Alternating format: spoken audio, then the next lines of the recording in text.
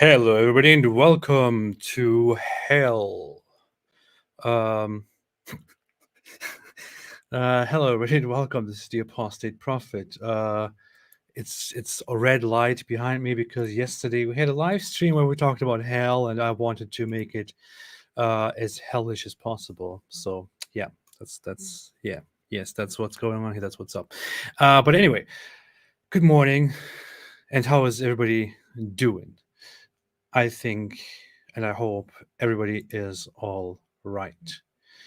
Today, I want to review a conversation that took place between Piers Morgan and Mosab Hassan Yousef, who is the son of a Hamas co-founder and who is also a former Hamas member and an informant, an Israeli spy, a former Israeli spy, and he has some really good stuff to tell. I think I personally didn't watch the episode. Nowadays, I like to go completely cold into whatever video I want to watch. But yes, that's what we are going to do. That's what we're going to do here right now. Branja said, espero que estés bien. I have no idea what that means, but I agree entirely, completely. D. Bourgeois said the Green Prince. Yes, that's his name. That's his nickname, the Green Prince. Why, actually? I don't even know. I don't remember. But hey, let's open it up. Let's see what's here. Let's see what we can find here right now. Let's see what's going on. The video starts right like this. It looks like his palms are sweaty, knees weak, arms are heavy. There's vomit on his sweater already. Mom's spaghetti is nervous, but in the surface he looks calm and ready to drop bombs, but he keeps on forgetting what he wrote down. I'm sorry, I just watched 8 Mile and that's what's in my head. All right. Okay. So yes. So a quick background of this to this guy that we are about to watch. His name is Mosab Hassan Yousef. He's known as the son of Hamas or the Green Prince, or just a guy who is the son of a Hamas co-founder. He spent a lot of time inside Hamas, and worked for Shin Bet, the Israeli security agency, where he gave a lot of information on Hamas activities and prevented lots of attacks. And in fact, I think according to Israeli handlers, it's like lots of people owe this guy their lives and they don't even know about it, because he prevented lots of attacks. He himself, by the way, he converted to Christianity during his whole work as a spy and all that. Let's see. Joined now by Mosab Hassan Yousef. Mosab, great to see you. It's an extraordinary story, yours. You were the eldest son of a man who was one of the co-founders of Hamas. And indeed, for your early formative years, you worked alongside your father. So you got a great insight into Hamas. Tell me this from the start. What were the intended plans for Hamas when it was founded, when it started, when it developed? What was the plan? Since its establishment, Hamas has one goal in mind, which is annihilating the state of Israel. Like the best, it's a compromise that they could do is having a truce for 15 years, a ceasefire for 15 years as maximum, but with no guarantee how they will act after. It's absurd. It's not a secret. I love his accent, but he's presenting a very interesting, a very important point right at the very beginning. And yes, CC, I agree. His book is amazing. It's called Son of Hamas. Get it, read it. But yeah, no, he's making the most important point at the very beginning, which is that Hamas's goal is to annihilate Israel. And not only to annihilate Israel, from the very beginning, it was to get rid of Jews, to remove Jews, to remove Jews altogether from that region, or later on, in the whole world. And any kind of peace agreement or any kind of truce that they would make would be only temporary. In fact, I will get to the current Hamas Charter in a second as we watch this guy. That Hamas wants to destroy the state of Israel. They cannot accept Israel or accept Israel's right to exist. What was the point that you decided to get out of there, to flee this world, this environment you've been brought up in? I have many reasons. Since I was a child, I asked my father many questions about Hamas delusions, about their brutality, about their abuse of power. And always he justified, their position. Then I was imprisoned with Hamas. I spent about 27 months in Israeli prisons where Hamas was torturing their own members, our own people within Israeli prisons. They killed actually and tortured hundreds of prisoners. And this is Jack Smith said sounds kind of fascist. No, not at all. Like Hamas are just freedom fighters. It's because Jews are colonizers and Hamas are just fighting for their freedom, which is why they have in mind the whole annihilation of Jews and the removal of Israel and the torture of their own people and so on. I'm not even sure. I'm not sure if he will go into detail, but there is no way that you can describe the atrocities that Hamas committed in prison, according to him and his book, just in these few minutes. But just one of the things that I vividly remember is that they seek out fellow Hamas members who are in prison, frame them as informants if they don't like something about them, although they are not informants at all, and then inflict extreme torture on those fellow members, including like driving, stabbing their fingers, between their fingernails and their fingers, stabbing them there repeatedly to make them confess to things which are not true and stuff like that. And at first he goes along with it because he thinks, okay, I guess this is an extreme measure here, but then he gets really, really sick of that and thinks, how are these the good guys? So. Hamas Charter 2017. The Palestinian cause in its essence is a cause of an occupied land and displaced people. The right of the Palestinian refugees and the displaced to return to their homes from which they were banished or were banned from returning, whether in the lands occupied in 1948 or in 1967, that is the whole of Palestine, is a natural right, both individual and collective. Lands occupied in 1948 means the existence of Israel altogether. So all of the region Palestine. This right is confirmed by all divine laws as well as by the basic principle of human rights and international law. It is an inalienable right and cannot be dispensed by any party, whether Palestinian, Arab, or international. Divine law. But here's the important point.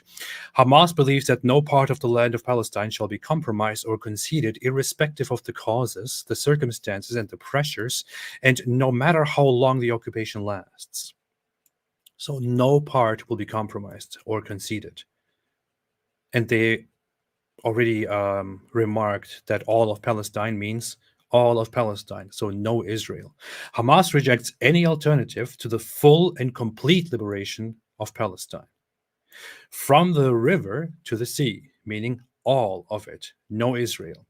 However, without compromising its rejection of the Zionist entity, and without relinquishing any Palestinian rights, Hamas considers the establishment of a fully sovereign and independent Palestinian state, with Jerusalem as its capital along the lines of the 4th of June 1967.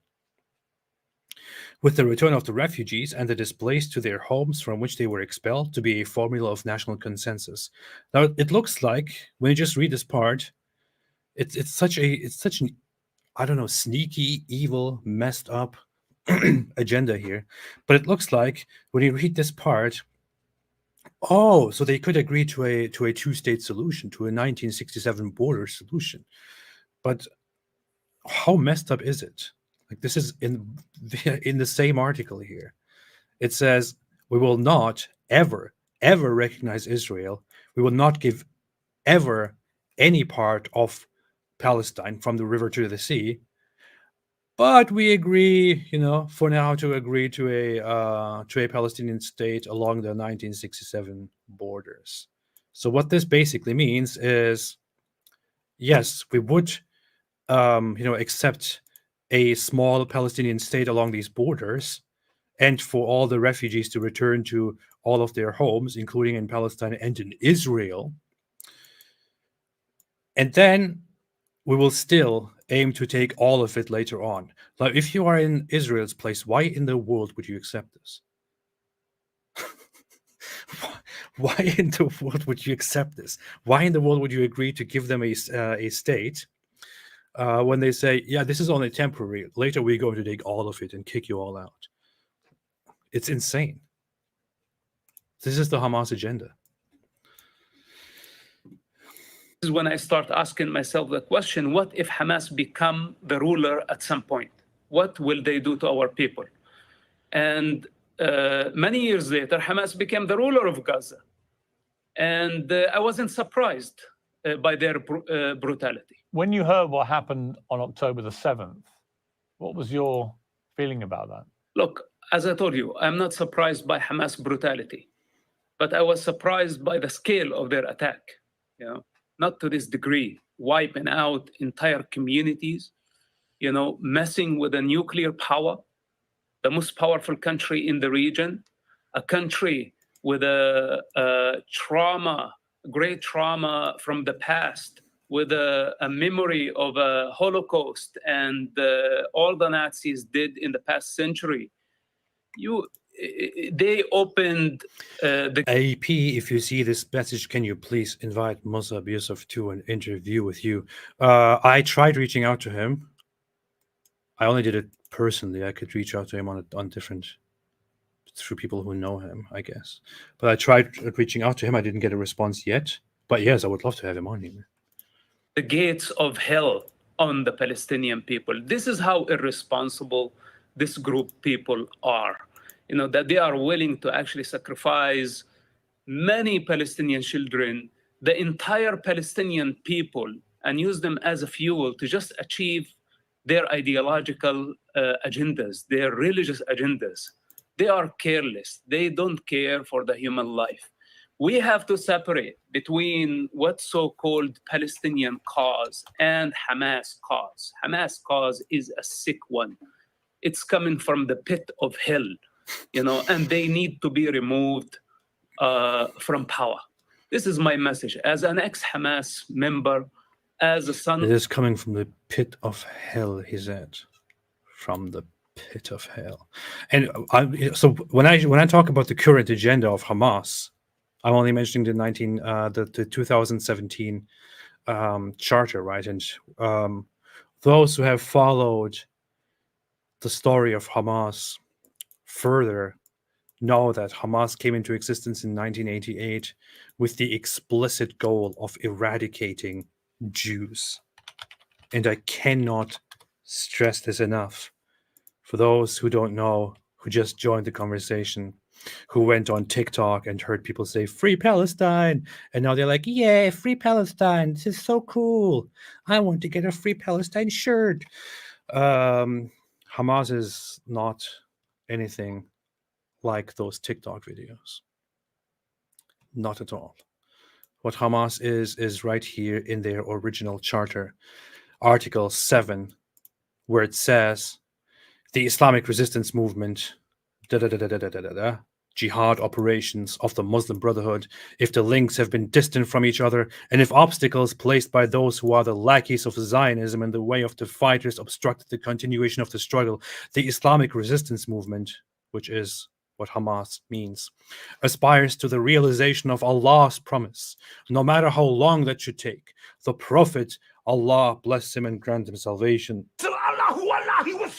has said the day of judgment will not come about until Muslims will fight the Jews. When the Jew will hide behind stones and trees, the stones and trees will say, "Oh Muslim, servant of Allah, there is a Jew behind me, come and kill him." Only the gargat tree would not do that, because it is one of the trees of the Jews. According to Muhammad, according to Islam, according to Muslims, according to Islamists, jihadists, their goal was all along to eradicate the Jews and to eradicate Israel. But then you have these guys nowadays on TikTok and other channels are like, no, it's just a resistance movement. Of course they will act like this if you oppress them. Jews existing is oppression to them. You can't do anything. Yeah. Of one of Hamas founders that enough of this. If we don't stop them now, the next war is going to be deadlier.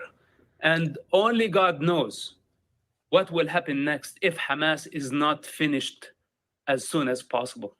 Mosab, how many regular Palestinians, particularly in Gaza, do you think sympathize with Hamas or indeed fully support them? You know, once Hamas is removed from power, we're going to witness people celebrating in Gaza. I guarantee you that. The people of Gaza are oppressed for so long, and they had to endure siege, they had to endure violence, many wars for the sake of Hamas' lust for power. And for Hamas. Now, here is a very difficult thing to address, right? So he makes this.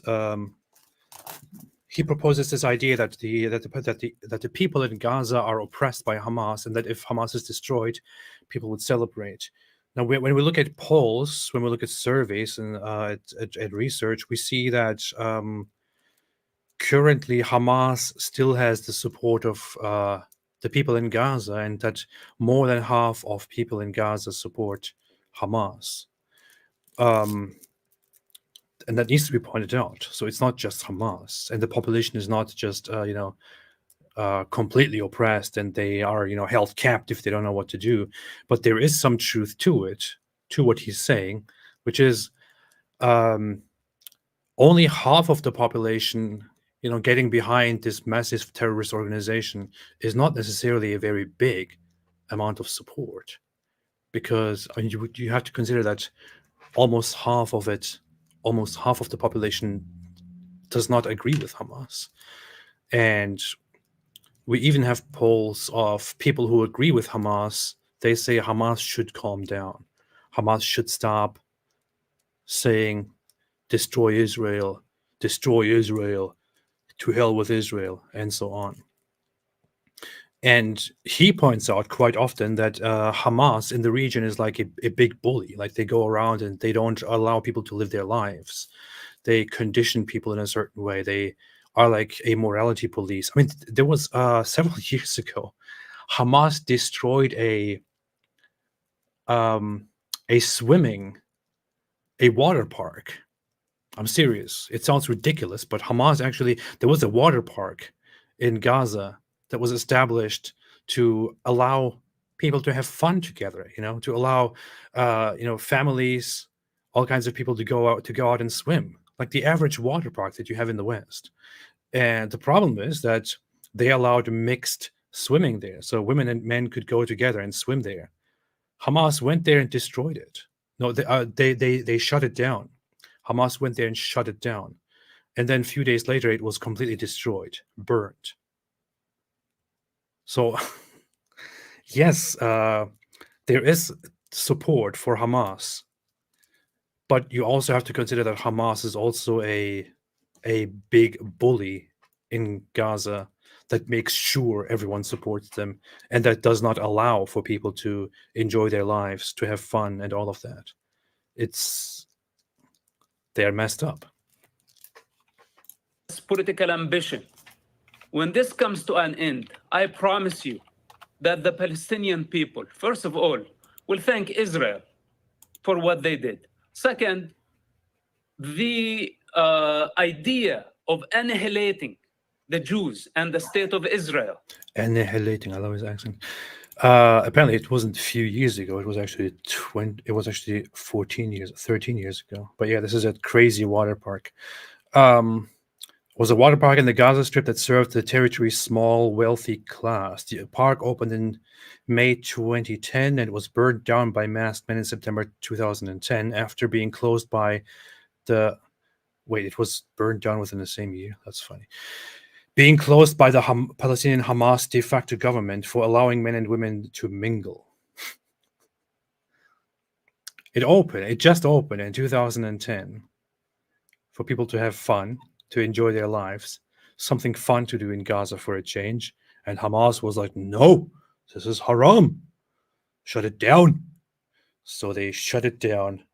They said, you're finished already. Look at me. You know you're done. That's what they said. And then some other people, after it was shut down, went there and actually burnt the whole place down. They were like, we cannot allow this filth to exist and to ever come back. So let's destroy it completely. We're proud of that. And that's how they treat fun over there. That's their understanding of fun. Will be dropped forever. Because Hamas is you can say, the last experiment of adapting violence, trying to annihilate and destroy the state of Israel. This didn't work for Yasser Arafat. It took him 40 years to realize this. And Hamas has been trying for 35 years to destroy Israel. Finally, I hope that they will come to this understanding that Israel is going nowhere. If they insist on annihilating Israel, and of course, if Iran keeps on insisting... They really act like this. Hamas acts like the water park was a brothel or a casino. It's... It is really bad, though. Like among Islamists, establishing a water park where men and women can swim together. That's like, it's evil. It's evil. It's like satanic. It's evil. On this goal, this means the destruction of the entire region. This is the only and certain outcome of this, because Israel is going nowhere. How do we get to peace from here? This time, I'm afraid that war is the only way to peace. Because if Hamas is not removed from power, then they will build more military. They will build longer range missiles. And the next attack, the next war is going to be deadlier.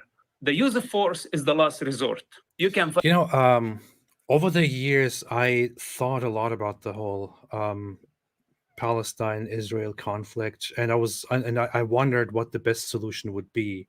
People always talk about, which solution you think will work: the one-state solution, a two-state solution, a solution where, Palestinians have their own state, or one where they are all part of an Israeli state. If there's any peace possible with Gaza ever, I don't know, but I feel like I can quite confidently say now that I think after everything we have seen over the years, after everything we have seen over the last 2-3 weeks, this whole month, I just don't believe that it is possible for Gaza to ever establish a proper government, to be independent and to rule in peace and to coexist with their neighbor. So maybe a one-state solution under Israel is the only solution that actually works. Or Israel goes in, removes Hamas completely, puts a government in place, and changes things directly. But that doesn't work either. I mean, the current plan is that they want to...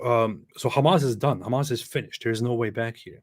They want to go in completely, destroy Hamas, get rid of all kinds of Hamas rule, and install a different government, and have a much wider separation, and try to disconnect completely from that and leave it alone to prevent something like this from ever happening again.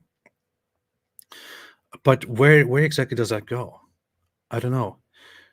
I think Israel could have or should have, if it was possible, built a wall that is from the ground to outer space, and just completely leave that part of land alone. Like, get them out of here. Get the hell out of here! And not allow them to exist alongside them when they want to destroy Israel. I think, I don't know, they tried everything so far, and I can't blame them if they actually just if they say, hey, Egypt, whatever other place, take these people, we're taking over. I don't know. What else is the solution? Find this in every culture. And unfortunately, now Hamas left Israel and the free world as well, with no choice but to fight them and put an end for their violence. Many civilians are dying. I understand this. Their blood is on the hands of Hamas, and Hamas only. You see, it's interesting you say that, because a lot of pro-Palestinians who I've had on the show in the last 2 weeks don't accept that argument. They say the blood of the civilians in Gaza is exclusively on the hands of Israel, and that Israel's waged a repressive occupation for many decades. There's been a prison camp for Gazans for a long, long time, and that has created the environment through which a terror group like Hamas can thrive and indeed win an election, as they did in 2005. Do you buy into any of that? I mean, do you think that Israel has overreacted already to what happened to them? Their argument is, what is proportion when you have a terror attack like that on your people? Look, I'm really curious what he's going to say about this. I know lots of people get really outraged when you suggest that this is that the response by Israel is normal, and that the human lives are the fault of, or the loss of life is the fault of Hamas, that they have blood on their hands. I know that this guy doesn't hold back. He just says whatever he wants to say. So I'm really curious. And yeah, Deanna, I really didn't watch the interview. I don't know why. I don't know why you're asking me. I really didn't watch it. Why are you blaming me? You said, "Come on, AP, did you really not watch it?" No, I really didn't watch it. I want to watch it when I go live and then react to it. But yeah. So Hamas is in power, is in charge. They know very well that there is a clear warning in place. If they attack Israel, Israel will counterattack and will bomb. If they shoot rockets, missiles at Israel, Israel will shoot back and people will die. They know this exactly. They know this precisely. This happens all the time. They shoot missiles, which are completely without target. They just randomly shoot into Israel and target anybody. Israel then shoots back with targeted airstrikes. And despite knowing all of this, they decided that it's a fantastic thing to do, to invade Israel and to kill civilians indiscriminately, to kill 1,400 people. And then they want to retreat and cry about the outcome. I'm sorry, but you have a very clear warning in place. The warning is, there is nothing we can do. It's very clear. We have to do this. If you attack us, we will attack back. If we then attack massively and try to directly target and oppress the people, and we have footage of it, of Hamas going around and shooting civilians directly and torturing them, doing all kinds of messed up things to them, burning families inside their cars. We have videos of it. What did you expect would happen? The response to that will be, Israel will now inflict hell upon you. And that is not the fault of Israel. You had the warning from the very beginning. This is like I know some people think it was not appropriate, but at the end of the Second World War, it was with Hiroshima and Nagasaki. The logic of the United States was Japan needs to stop with their goal of establishing this Japanese empire and oppressing the people of the world and fighting and making all kinds of sacrifices. Surrender now, or we will drop a bomb that will be worse than anything you have ever seen, and lots of people will die. And they didn't listen, didn't care about lives. America dropped the bombs, and the war was over. This is kind of like that. You don't want to end lives. You don't want to take so many lives. You don't want to do these things. But if the other side keeps pushing and keeps pushing and keeps pushing and will not make peace, what else are you going to do? There's nothing that Israel can do. There's nothing else that Israel could have done. What should they do? Should they say, okay, no blockade, no issues, do whatever you want, coexist here. We'll even take down the fence for you guys. Is that what they should have done? With this organization that wants to eradicate them. People are ridiculous. Ridiculous. Rahim said, AP, what is your personal opinion about the Israeli government's actions? Depends which action you are talking about. I think some things are a little bit over the top, and Israel could be calmer and easier with some things. But with their retaliation right now, I don't condemn it at all. I understand it. And I blame Hamas for it. Since my childhood, and I am hearing the stories from pro-Palestine and from those who are using what's so-called the Palestinian cause. They care the least for the Palestinian children and their future. You know, I am the legitimate representative of the Palestinian children. The child within me speaks. I don't want somebody coming from London or somebody coming from the other side of the world to tell me what is the struggle of the Palestinian children. The Palestinian children, the Palestinian society has been hijacked by these criminals, and anybody who takes their side is participating in their crime. This is my answer to those people. And for the civilian casualties, etc., you know, first of all, Hamas is using, and it's very clearly, it's a fact that Hamas used civilians as human shields. It's a fact. Then it's a fact that Israel called and warned civilians to evacuate buildings before they strike them. But in the meantime, Hamas put roadblocks to stop civilians from evacuating to safe zones. This is actually a fact. This is a fact. It's been confirmed, but no, people don't want to see that. What's also interesting is that when this guy comes and speaks and talks about the things that Hamas does, the things that Hamas did, people get awfully quiet. They don't come out and refute him because they know he's speaking the truth. Hamas knows he's speaking the truth. Hamas knows very well that this guy was in there, among them, one of them, for a long time. They can't refute anything this guy says, which is why they choose to be quiet and choose to ignore it.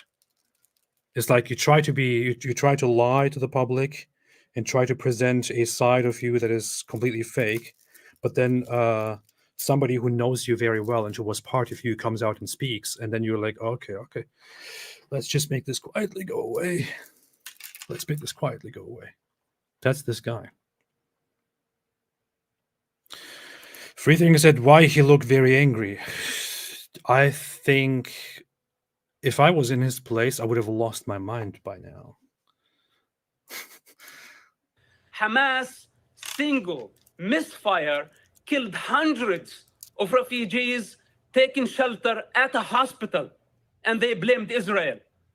What are we talking about here? Israel is a democracy. Israel is accountable. Israel is not thirsty for the Palestinian blood.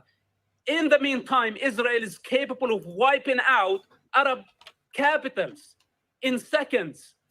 Why Israel does not attempt to abuse its power? But why, when the Arabs have just a little bit of power, couple of missiles they misuse power by launching them at civilians and kill them in their living rooms. Thank you. Thank you, man. Absolutely. There's no exaggeration. It is not an exaggeration. Israel has the power to do all kinds of massacres, but they don't. People say, oh, Israel gets away with anything. Israel can do whatever they want because everyone knows the world stands with Israel. America supports Israel, so they can do whatever they want. Okay, if they can do whatever they want, why don't they just wipe you all out? Right? We see what happens when Hamas gets a little bit of opportunity, a little bit of power. We see what happens when they have a little bit of power. And just imagine it. I mean, if let's think about it. If Hamas had the very same power suddenly, if they were given the power that Israel has right now, everybody knows Hamas would create a bloodbath, a complete massacre. They would not stop at all. We know this. If you think they would be just as peaceful as Israel and give the other side chances, you're delusional. I'm sorry. You are simply delusional. If Hamas had the power, if they had the means that Israel has, they would wipe out Israel as quickly as possible. They would not stop. And what do you think would happen after they wipe out Israel? This guy says it best. He says it in his book as well, which is that if Israel today or tomorrow packed their things and left, and all of this land belonged to the Palestinians, what exactly would we do? We would first off oppress and fight each other, which would possibly never end. And if it ends, we would start picking fights with others. We have a fundamental problem and we need to stop blaming Israel. We invited this upon our heads, and the rest of the world, if they don't know the reality on the ground, it's better that they shut up. Mosab, your passion and your anger is very palpable here, and certainly very different to most of the pro-Palestinian voices I've had. And I sense the Palestinian plight of its people is very much in your heart. Do you still have contact with any of your family? This is irrelevant right now. I don't have any contact with my family, and I don't care anymore. Enough bloodshed and enough involvement from people who don't care. They just warriors on keyboard, and they're just storming. Wow. Okay. I want to see that again. This guy means it. Enough involvement. And with the plight of its people is very much in your heart. Do you still have contact with any of your family? This is irrelevant right now. I don't have any contact with my family, and I don't care anymore. Enough bloodshed and enough involvement from people who don't care. They just warriors on keyboard, and they're just storming world capitals saying free Palestine, free Palestine. They don't know what the hell Palestine. Wow, this guy has had enough. He doesn't even want to bother with this irrelevant question. Is. I am Palestine. He's sick and I say it's enough of Hamas. It's enough of the corrupt leaderships that they are killing our people, misleading them to hell. Is enough of that. We don't want Palestinian state. I don't want Palestinian state. Palestinian children need education. They need security. They need life. This is what they need. They don't need another corrupt Arab regime. Is it possible to get... Wow. I really didn't watch this. I'm watching this for the first time right now. It's wow. The guy's sick of it. I saw him make a post, which is like, I'm losing my patience. And speaking about the conflict and telling people to shut up and stop saying free Palestine, free Palestine. You don't know what in the world you're talking about. Man, preach. Wow. Get rid of Hamas in the way that Israel is currently trying to do through airstrike bombardments and it is planned now an imminent ground invasion. Is that the best way to do it? Or is there a danger of radicalizing a lot more young Palestinians to the Hamas cause in the process? Listen to this. We are going to remove Hamas from power. Remember my words, okay? And Hamas did not only bring the wrath of Israel over Gaza. Hamas brought the wrath of God. We are going to remove them from power, and we are going to persecute their leaders, and we are going to bring them to justice. And the world will witness their punishment. And everyone who take their side today in this state of confusion, thinking that this is a joke, I tell those people that you are going to regret taking the side of Hamas. You are going to regret taking the side of those criminals who are killing the Palestinian people. Oh man, thank you. I wish, I don't know, I wish this was louder. I wish this is Daniel S. said, too bad this video has 700,000 views, while interviews with 9/11 sympathizers like Hassan Piker have 20 million. I think, to be honest, Hassan Piker he only has like 5 million or something like that. But seriously, this is what people need to see. This should be the most watched video on Piers Morgan at the moment. Look at this channel. Look at these views. You have these interviews that he had recently with all of these people. You have this idiot here, this imbecile. 7 million views. He didn't add anything to the conversation. The whole conversation was just about him and his ego. And why are you stuttering? I am educated. I'm an academic. Then came this clown, Yousef, who just made a joke out of all of it and didn't present anything of value. Nearly 20 million views. Then came Hassan Piker, who talked like a complete idiot about the whole thing. He didn't make any sense at all.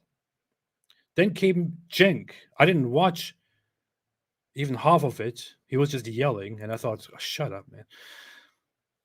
Then I saw this guy. Piers had to eventually kick him off. 2 million views. This guy, this is the interview. This is the interview everybody needs to see.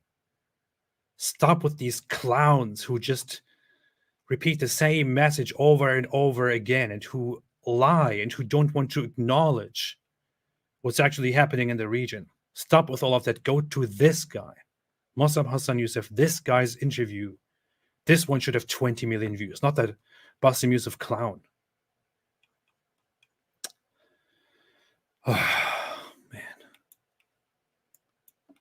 Mosab, you were born in Ramallah. That's your home. Do you dream of going home one day? Is that something you still aspire to do? I prefer not to answer this question. I understand. Mosab, thank you very much indeed for joining me. It's extraordinary to hear your story, and it's a remarkable pitch that you make to the people of Palestine, and it's one that they will hear and will see their reaction. But I appreciate you joining me. Thank you very much. Thank you. Man. You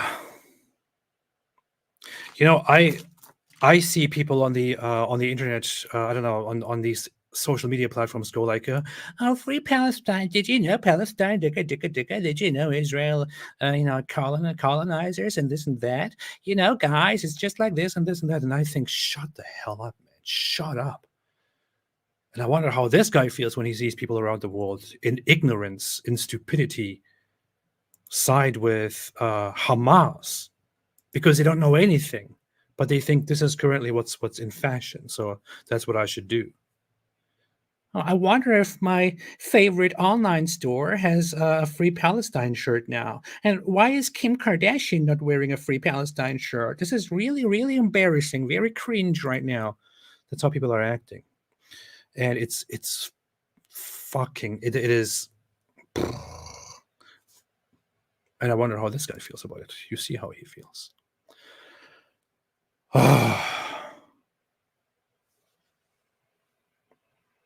You're sick. You are sick. Yeah, I had to push that button just to let it out. Hey, seriously, I have repeatedly, again and again, stated my admiration for this guy, for Mosab Hassan Yousef. I think he is an actual hero. He is a hero. I don't just think it. I know he is a hero. He is a hero. He says what needs to be said. He was in there. He worked for Hamas. He didn't type garbage on your smartphone or your keyboards or anything like that. He was inside Hamas. He worked with them. He went to jail for suspected terrorism. He was tortured in jail by the Israeli interrogation. And he has no issue admitting that. In his book, he has no issue admitting that. He was arrested because calls were intercepted where he's talking with his cousin, and his cousin says to him, "Hey, I got the weapons, but they don't work." And he says, shut up, don't talk to me about this on the phone. And a little bit later, the Israeli security agency that tracks the calls arrests him, takes him to jail, and they actually torture him there to make him admit that he is a terrorist. And later on, he doesn't blame them because he knows they knew very well that they listened to him and they heard him be in possession of weapons. Later, he then admits to them that he did indeed get weapons, but that they were just for self-protection and all of that. Despite all of the torture that he went through for a long time, he then sat down and decided, these guys are not the bad guys. It's my own people who torture for pleasure, for their ego, for messed up things that are the enemy. Israel just wants to end their tyranny. So he decides to become part of it. I don't know. I don't even want to speak further on this because I don't want to misrepresent anything this guy says. Just get his book. It's called Son of Hamas. Get it. Read it. Open your eyes. Open your eyes and say no to Hamas. Oh, man. I love this guy. I really love this guy. Yeah, okay. I don't support anyone. Most said, I don't support anyone. I just want to know why did Israel take more and more land of Palestinian people? Let us start there. I can give you a very brief summary of that, which is Israel was established in the land rightfully. The Arabs didn't accept it, so they attacked Israel. Israel won the wars in self-defense and then said, well, you attack us, you don't want our existence, okay, then we will just take more. That was the result of the 1948 war, very, very briefly. And another war, another attack on Israel, and they took more land, another attack on Israel, they lost land, another attack on Israel, they won land. This is like a very dumbed down summary of what happened. And at one point, Israel was in charge of the entirety of the land which you want to call Palestine. They were in charge of Gaza and the West Bank. It was all occupied. On the map, it was all a possession of Israel.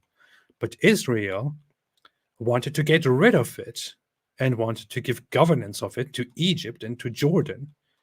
Egypt and Jordan didn't accept it. So Israel gave those two places a sense of autonomy and said, have your own government, work toward independence. So Israel is the one that actually gave Palestinians land to govern. Israel was in a place to take all of it and to keep all of it forever and ever. But Israel decided not to do that. Israel decided to give them the land back. And this here actually shows it very, very well. This image shows it very well. People often share this picture here. They say, look, Palestine was like this. Then Israel came with the UN plan. And then Palestine was reduced to this. Then Israel reduced Palestine to this. And then they reduce it to this. And next it will be completely gone. This is complete propaganda. It's complete nonsense, completely wrong. What happened is that there was a British mandate of Palestine. There was no Palestinian state. In 1947, under the UN, there was a partition plan proposed where Jews would have a state here and Arabs would have a state here. Jews accepted it. Arabs said, no, we will take all of it.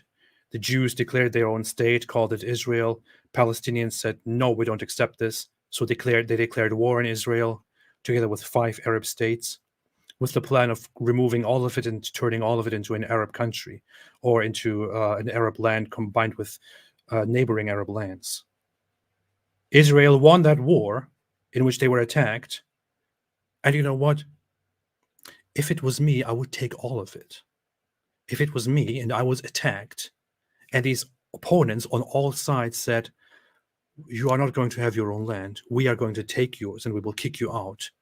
We will take all of your land.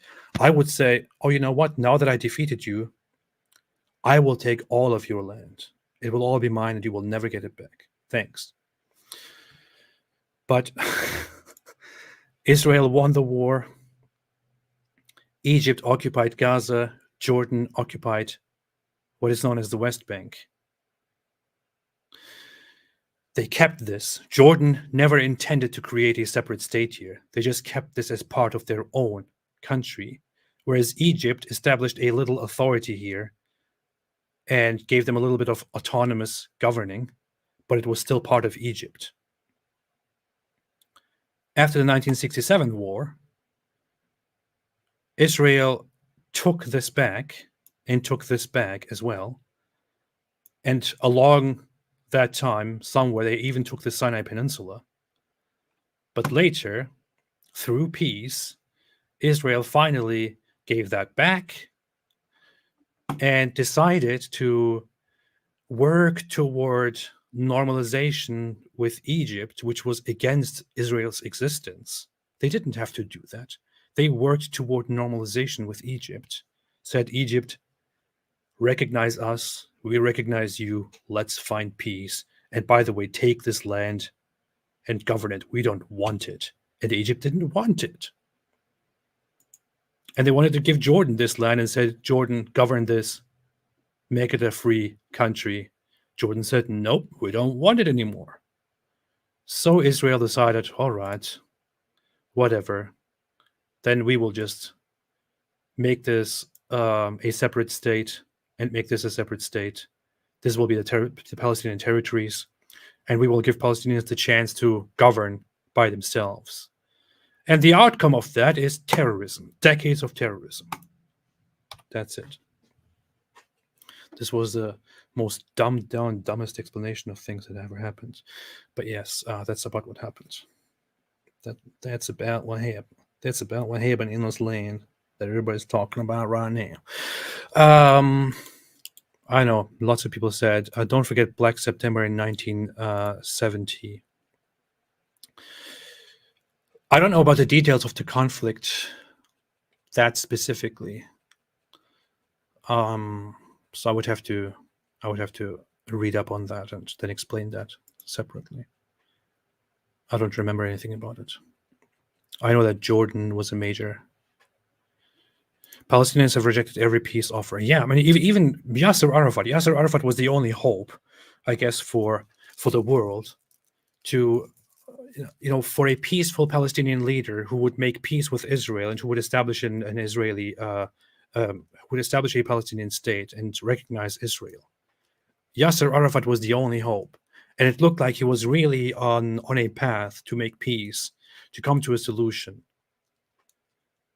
But just when everybody thought that he's going to make an agreement and that he's going to, finally bring an end to this conflict, Yasser Arafat walked out of the peace process and ended it abruptly because he didn't get everything he wanted, because he didn't get Israel's agreement for a right to return for the Palestinians, including the right to return for the Palestinians into Israel and take possession of the lands they half a century ago lived in.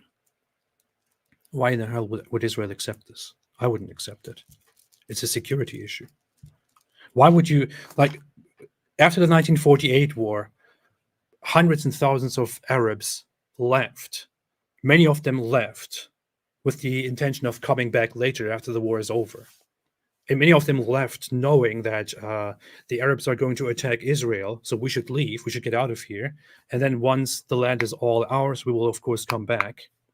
And many others were expelled by Israel, were removed directly by Israel, pushed out. And there has been this endless discussion, this endless struggle to get them back to their homes, for hundreds of thousands of Arabs to get back into Israel and to live there, to take possession of their of what was once their place to live, of what was once their home. Israel doesn't want that. Israel doesn't want to take these people back. Why would you want to take the people back who were complicit in one way or another in a plan to remove you entirely? Why would you do that? How is that a good idea? Who in the world would do that?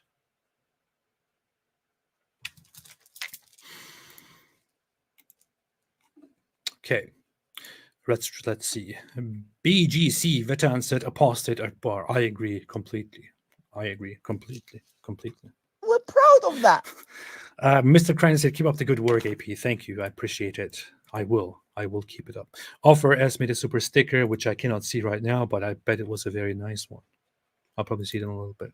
Zagros, thank you. Hey, Zagros, what's up? Said, AP, important question. How are you? Good. Thank you. I'm good. Lucid said, my favorite quote of MHY is, the Quran is a drug. When I'm live, okay, Mosab Hassan Yousef, yeah, okay. My brain didn't work for a second. Okay, that's a good quote.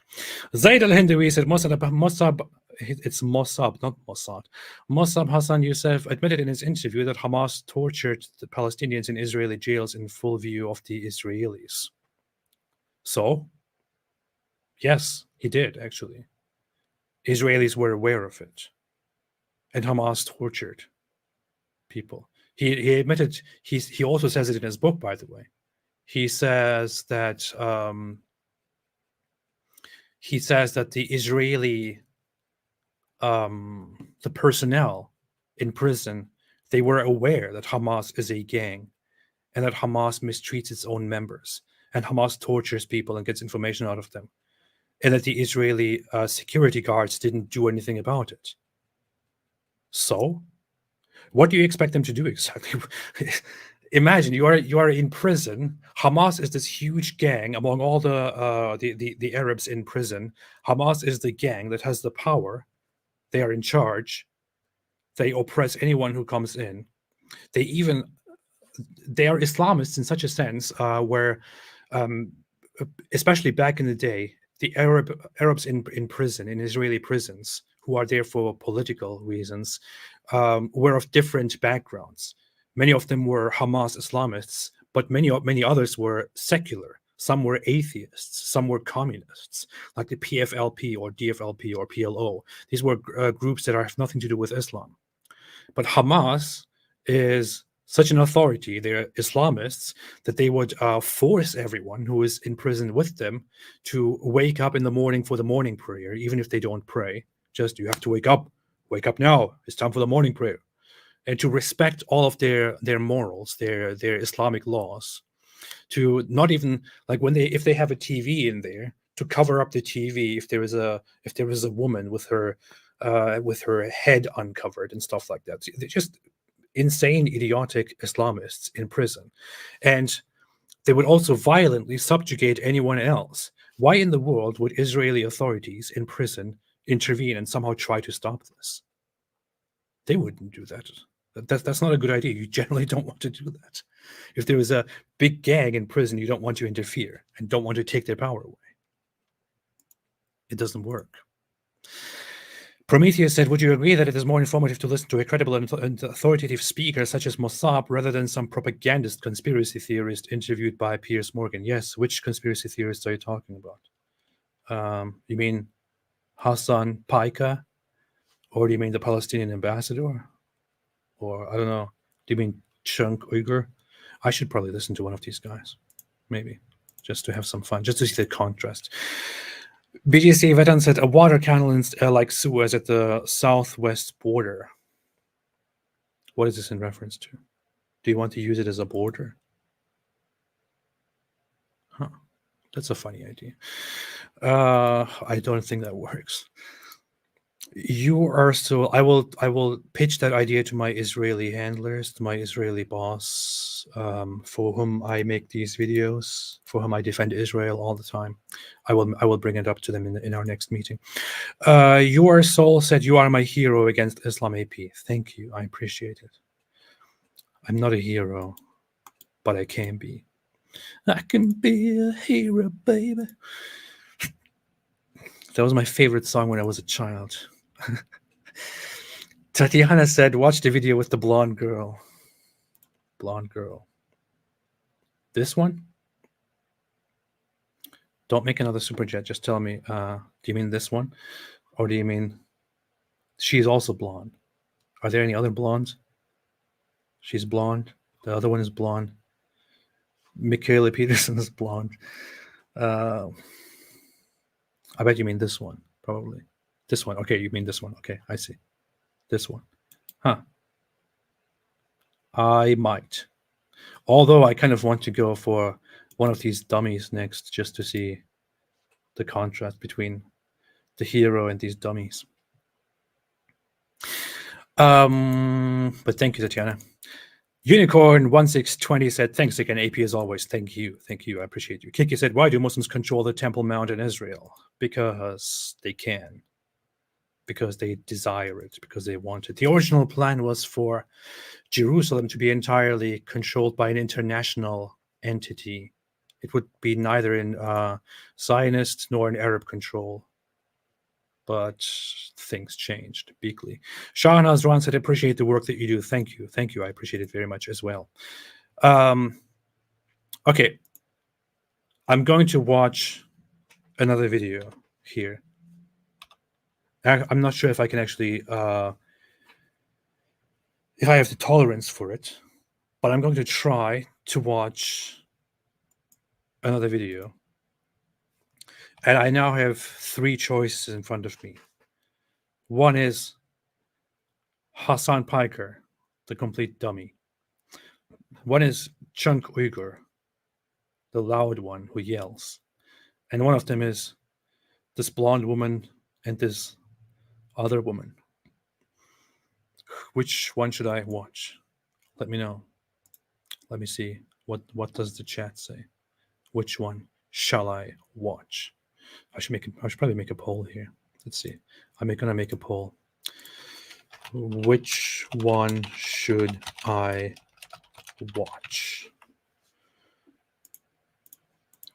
Hassan dummy, Jenk dummy, blonde woman. Okay. I started the poll. If this is important to you, please vote. Pick one, and I will watch the next one. Pick your poison, huh? Yes, yes. Just stream all day. All of them will keep sending super chats. I don't believe you. I don't believe you. I can't even do that. Sometimes I think I should do that thing where I go live and watch videos and comment on things for like 8 hours, like these big streamers do. But I don't know if I have the energy for that. I don't know if I have the strength of 30 men like Muhammad, like Prophet Muhammad.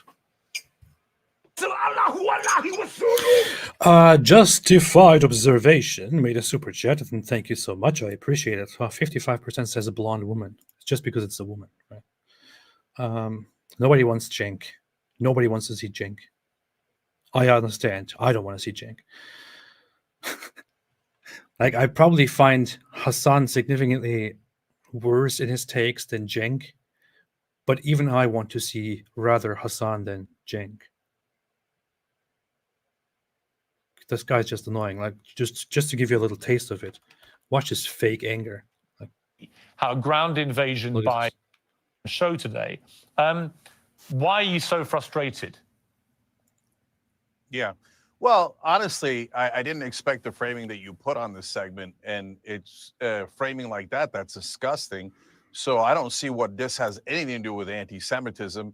I formed Young Turks and TYT with 2 Jewish friends who are some of my friends. Okay, start yelling more. I think what Hamas millions. But do I see you guys crying for Palestinians? I mean, Chris Christie was just, I think many of the real bigotry here, no big deal because what, Palestinian lives don't matter? I think the real bigotry here is saying that Palestinians, we can kill 3 times as many of them already. And this is the appetizer. Netanyahu and his barbaric government have not even started the entree of murder and death and mayhem they're about to do. And that's somehow okay, killing 3 times as many Palestinian civilians, let alone the occupation, which is bigotry by definition. This is such a horrible speech. I mean, this is cringeworthy. It is this standard tabloid. I don't know, like you wake up in the morning, you see people talk some cringy garbage, but this is bigotry. This is it's just a bunch of buzzwords with nothing behind. Okay, thank you for not adding anything to the conversation at all.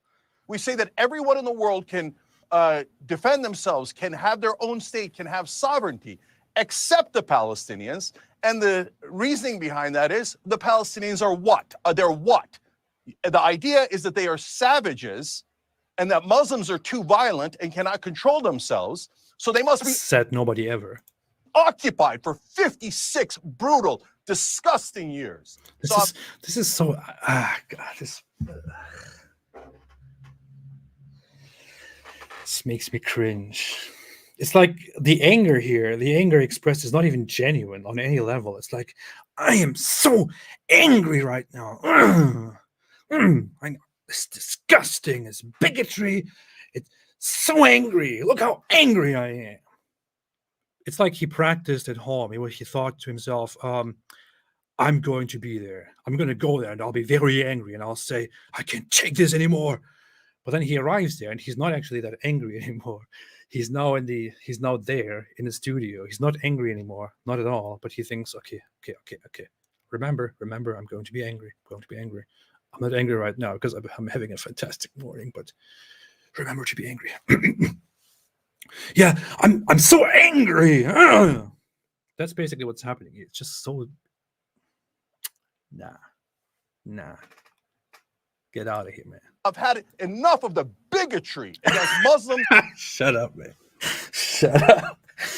He even says at some point, wait, bombs kill people or something like that. What was that? Let me see. Bombs. Here. Look at this. I'm never going to watch this whole rubble after Israel or any government drops a bomb on them. And I need the West to understand something. Bombs kill people. And do you know how they kill people?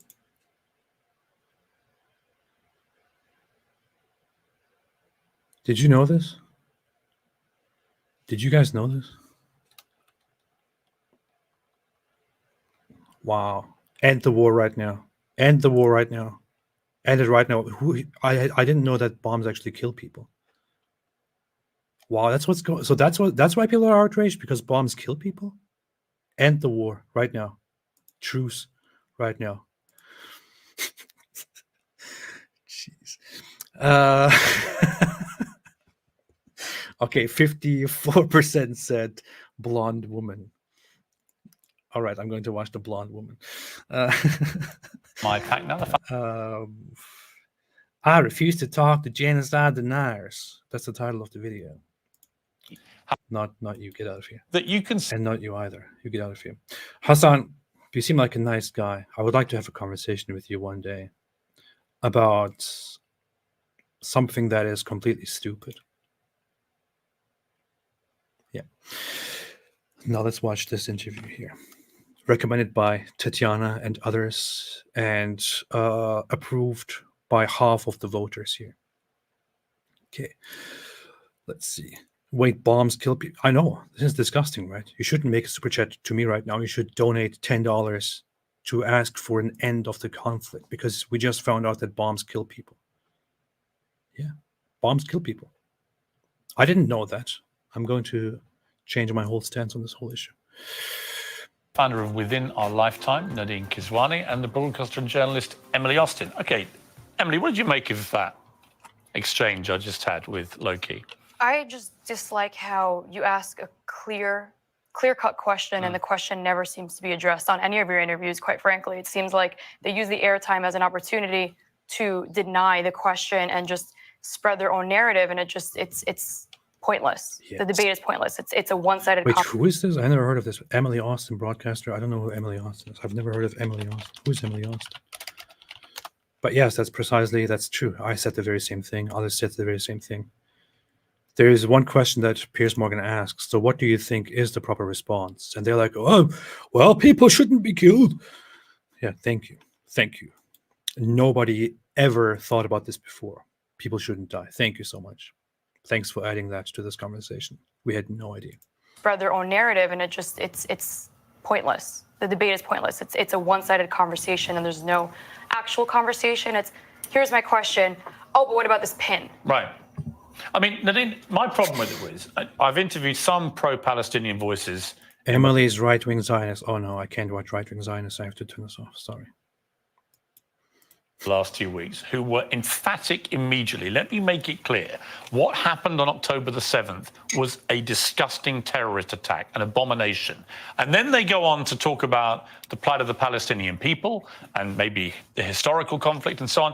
And I have great respect for people that do that. I've got to say, I really struggle with anyone who just cannot have the humanity to start by saying what happened on October the 7th was appalling, an outrage.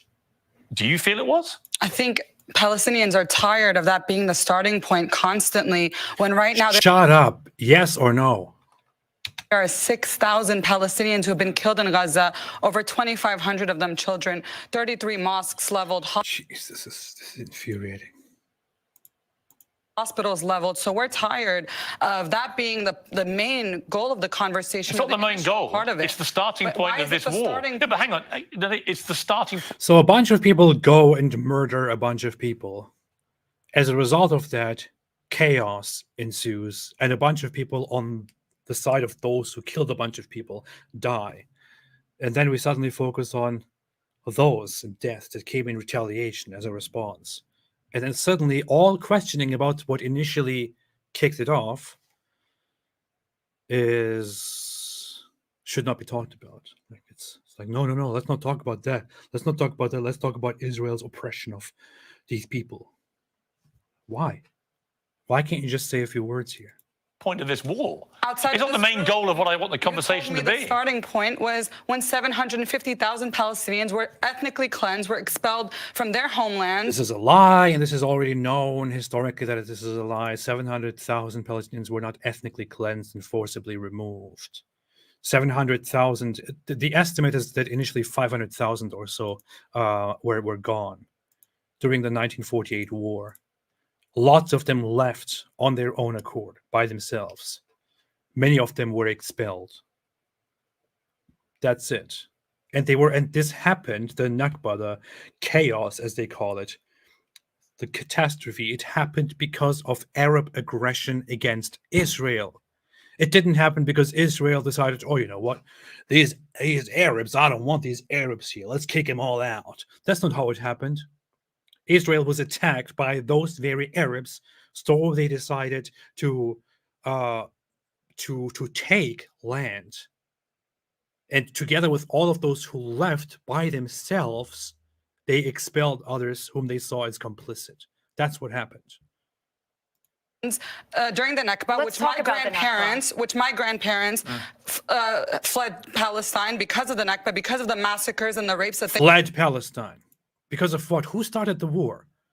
they heard. So to me, that's the starting point. That's my experience. Let's go with that for a minute. Let's start with the Nakba, because the only Nakba is the part that people forget to address. Please, 1948, after the partition plan, the Jewish state called in the Arabs to live prosperously and peacefully in the land. But what happened the very next day, not even 24 hours later, is the alleged Nakba, where the Arab League declared war on the Jewish state. So we just agreed to have our two-state solution. And what did they tell their people? Leave the state. Let us get the land back. Let's ethnically cleanse the Jewish people. And once we defeat them in this war, you will come back to the land. So the only Nakba was a catastrophe that you guys, the Arab leagues, waged a war that you could not win. And that is why, I'm sorry, your grandparents had to leave their homes. That's completely ahistorical. I don't represent the Arab League. I'm Palestinian, and I'm speaking on behalf of the Palestinians. But why do you find it hard?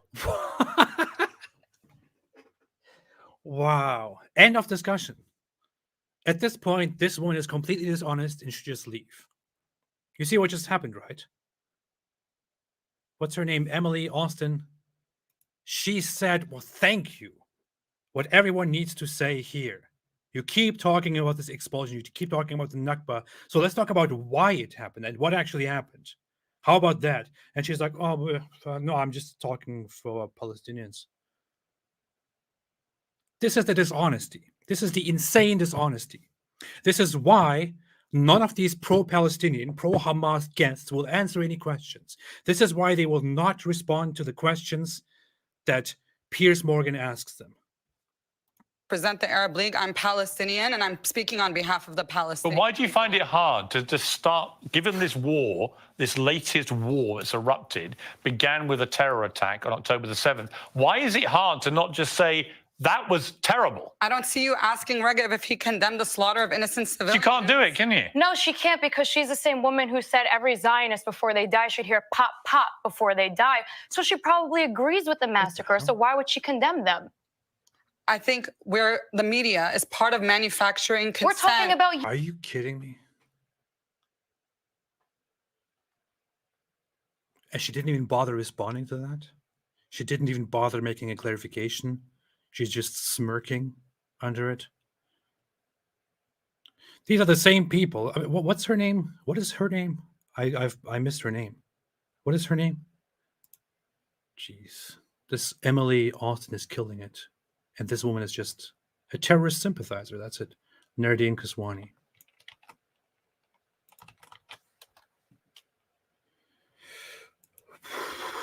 Let's see.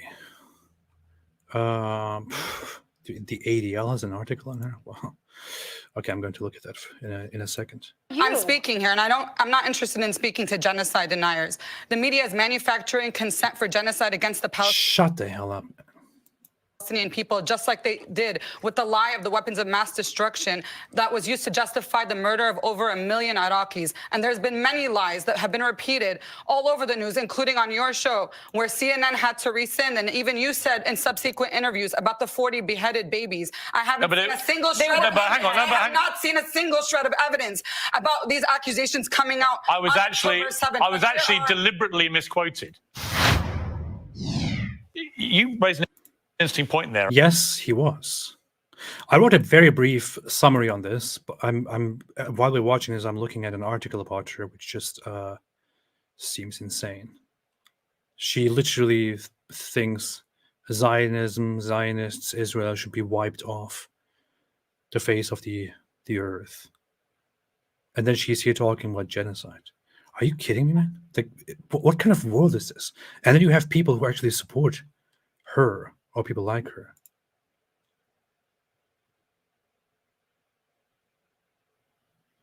And then people are on her side. I tell you, most of the people who watch this and who think, yeah, she's speaking the truth, have no idea what's going on, have no idea what went on so far, or they sympathize with terrorists, with terrorism. I don't want to generalize here, but that's what it looks like. I wrote something very brief here because this question keeps coming up, and I'm so sick of it. I'm so angry, just like Cenk Uygur. I'm so angry right now. Look at me, how angry I am. I wrote this here, short explanation on the 40 beheaded baby story. IDF never claimed 40 babies were beheaded. Yes, IDF never claimed 40 babies were beheaded. Israeli officials never claimed 40 babies were beheaded. Zaka Rescue Organization never claimed 40 babies were beheaded. So the whole idea, so Israel started this propaganda of 40 beheaded babies just to dehumanize Palestinians, to dehumanize Hamas, but where's the evidence? Never happened. Israeli officials never made such a claim. The first mention came from an I-24 news reporter who said she was told by a commander that 40 babies were found dead. Some had their heads cut off. This is the first mention. The Israel Twitter account quoted a news report from the same reporter on 40 dead babies. An interview with a deputy commander was published where he said that Hamas cut off heads of children and women. And that guy, by the way, makes a very, very vague statement. He just says, they are monsters. They are rough, but we will win. They cut off head of children, of women. That's what he says. Like, he doesn't even say we found children or whatever. Later, the same reporter tweeted that 40 babies, children, were killed, according to soldiers on the ground. This contradicts her earlier statement. She probably got this all wrong and or twisted it, but not even the reporter mentioned 40 beheaded babies. So far, nobody ever said 40 babies were beheaded. Zaka senior official confirmed seeing beheaded children and babies. This is the rescue organization. They confirmed seeing beheaded children and babies. There is no number. Netanyahu's office published photos from Zaka of dead and burned babies. And by the way, when you go on that tweet where they published it, you will see people say, oh, so where's the evidence for 40 decapitated babies? A claim which nobody ever made. Somewhere along the way, the claim that Israel propagated 40 beheaded babies spread across social media, but nobody ever made such a claim to begin with. We know babies were killed, and we have photos of babies and children burned. We know that civilians were killed in brutal ways.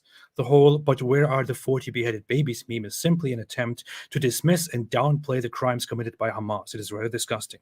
This is the essence of it. Nobody ever said, we have confirmed 40 babies were beheaded. So when they say, so where are the 40 beheaded babies? Where's the proof? They're asking for something that they themselves made up. Nobody ever made such a claim. About this issue of the beheaded babies from the October 7th terrorist attack.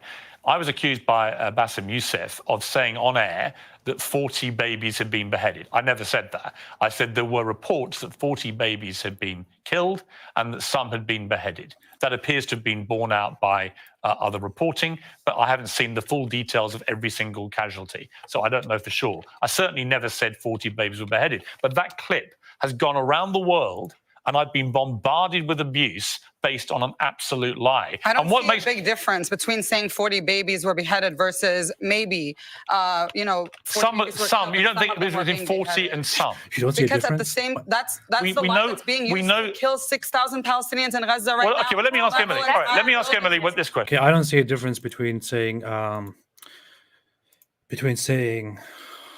you are a terrorist and saying you might be a terrorist. Yeah. Sorry, that's how it is. That's how it works. That's what we do now. But when you say decapitated 40 babies, you are planting a certain image Well, who has with a said certain that? trigger in people's mind. Watch Who this. has said that? Who has said 40? Who has said that? You has have said said that? 40 decapitated. Who has said you that? You have repeated. No, I haven't. What? I've never said that. You haven't said on your show 40 decapitated No. babies? I choked up earlier. So Muslims post this. They say he lied here because he obviously did say it. Choked up earlier reading this new revelation about 40 babies being killed. Oh my God. And some of them Yeah. being beheaded. And I was like, how can any human being? So they say, look, he lies here. He never said 40 babies were beheaded. But here is the proof that he actually did say it. Choked up earlier reading this new revelation about 40 babies being killed. Oh my God. And some of them Yeah. being beheaded. And I was like, And he doesn't actually say in their piece of evidence that 40 babies were beheaded. What he says is that he just received this revelation, not like Muhammad's revelations, but this report that 40 babies had been killed. So he's reporting something that he heard from the report The report says 40 babies had been killed, some of them beheaded.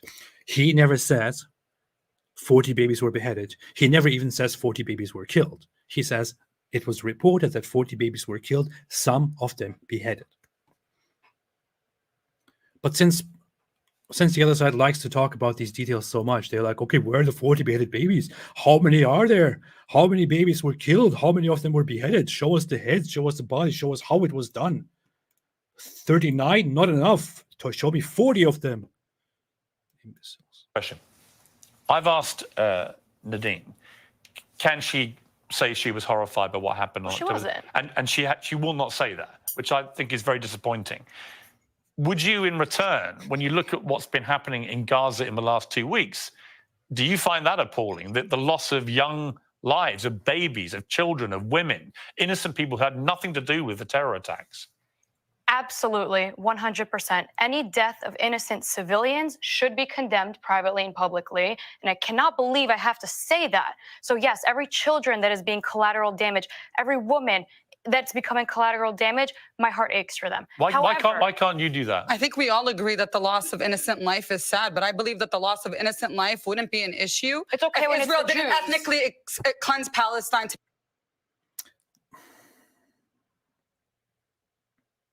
They can't say it. You heard it from so many people, right? You heard it from so many people.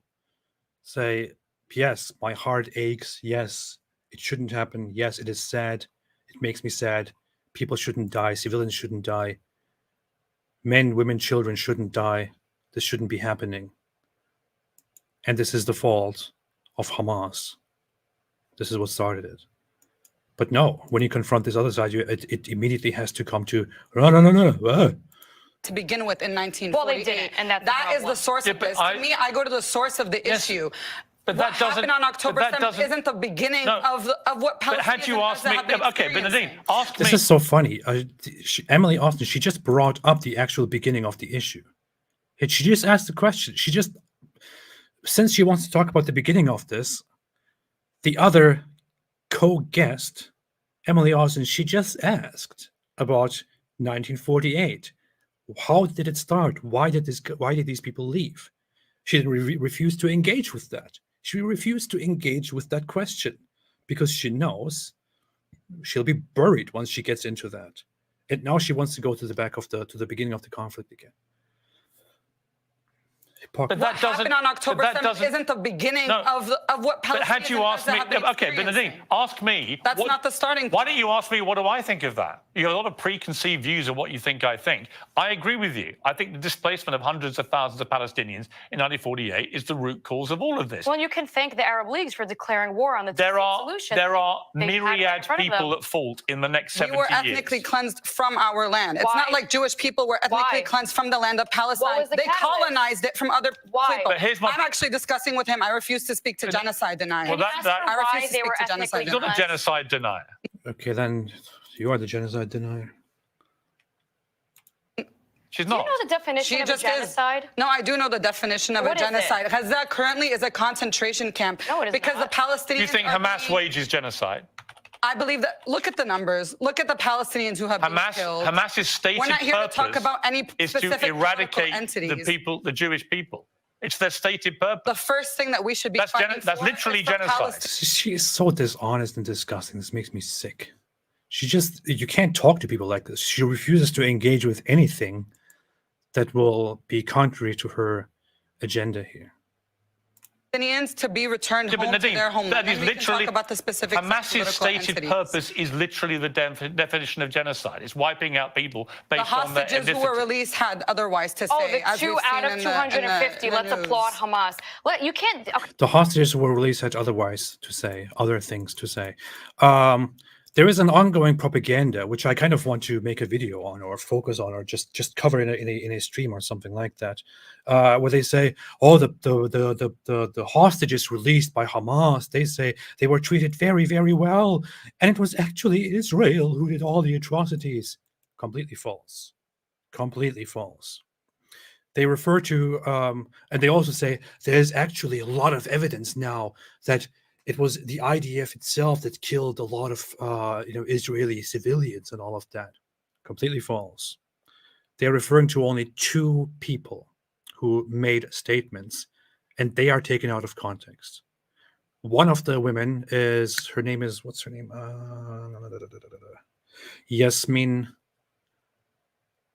Porat or something like that. She was freed not from a long hostage situation. She was taken hostage and held inside Israel by these Hamas terrorists. While she was there, she said, I wasn't treated badly. I was taken care of. I was treated humanely by this guy who was there. And then she clarifies, by humanely, I mean, I just had my needs taken care of, like water and food and stuff like that. She wasn't actually taken to Gaza, this woman. She was just there. And the guy taking care of her, the Hamas terrorist, he was not really sure what he's doing. He eventually surrendered to the Israeli police. But while he was surrendering, the same guy who was very nice to her all the time took her as human shield to surrender, to save his own life if something goes wrong. So she points that out as well. Of course, the Hamas sympathizers leave that out completely. They completely leave that out. And she says that lots of the people taken hostage died, and there was heavy shooting. And when she's asked, so could it be that they died in crossfire and that even our IDF might have, killed some of them? She says, possibly. Yeah, because there was very heavy crossfire. Nobody knew what's going on. And it was just terrorists and the IDF shooting back and forth. So necessarily, somebody died by accident. That's what she says. Nobody ever said the IDF killed their own people. But they go out and spread this dumb propaganda. And then we have the old woman who said that she was taken care of. But what they, again, leave out is she says on the way of being taken to Gaza, she was put on the back of a motorbike and she was beaten with sticks. And it was hell. I went through hell, she says. They leave that out completely again. They don't care about facts, just like this woman. She doesn't care about facts either. Okay. The hostages that Israel didn't even want to take to begin with. They didn't even want to take them back. This is also a lie. No such thing ever happened. Take them. The Palestinians need to divorce as they bomb Gaza, risking their own hostages. I'm going to keep speaking. They don't care about killing them. Palestine needs to be liberated from Hamas, because when your governing body is a terrorist organization, that is the root of the problem, not the alleged ethnic cleansing. The ethnic cleansing of Palestine happened decades before Hamas was even created. Let me ask you a question.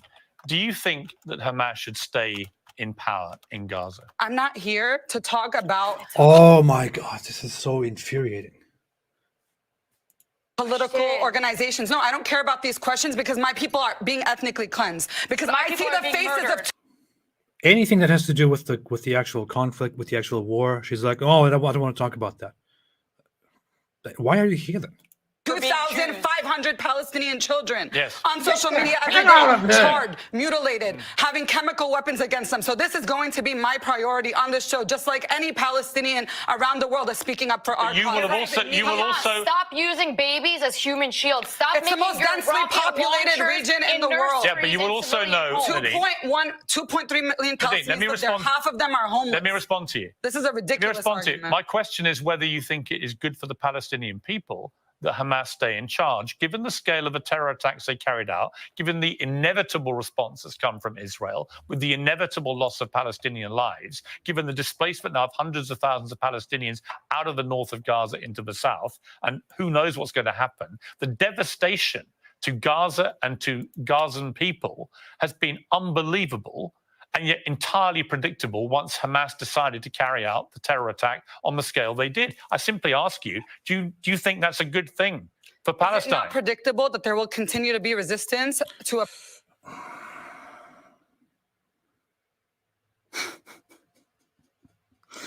Imagine having a conversation with this woman. oppression, as long as apartheid, occupation, ethnic cleansing, genocide continues to exist. Whether Hamas exists or not is an irrelevant question, because as long as oppression against the Palestinian people exists, we will continue. How can you end that oppression as you see it? And many would agree with you. Why don't we address the oppression first? She called Israel an apartheid state, so I'd like to just define what apartheid is. It is segregation, like what South Africa is facing, but the alleged apartheid is because Israel set up security measures after the numerous bus bombings in 2000 and set up checkpoints, which they got very insulted by. But it's the same way that airports now require security after 9/11, reasonably so. So it is taking security precautions. Secondly, we have 3 Arabs, and if I'm not mistaken, Muslims currently sitting in the Knesset. Does that sound like apartheid Let to me you? quote the Israeli defense minister and how they view rights. Palestinians. He said that we are... Oh, great. She doesn't engage with a single thing that is made. She doesn't engage with a single point that is made. This whole idea, oh, she's a genocide denier. She wants blood. That's why I will not talk to her.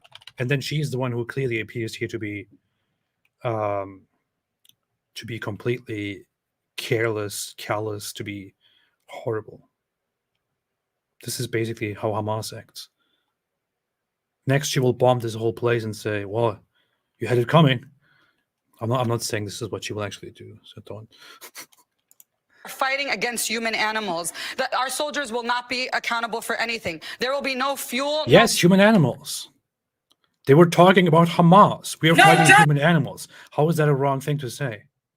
They love doing these things. They love taking that out of context and saying, oh, this was about, they meant all Palestinians. They meant all Arabs by that. They actually meant all Muslims by that.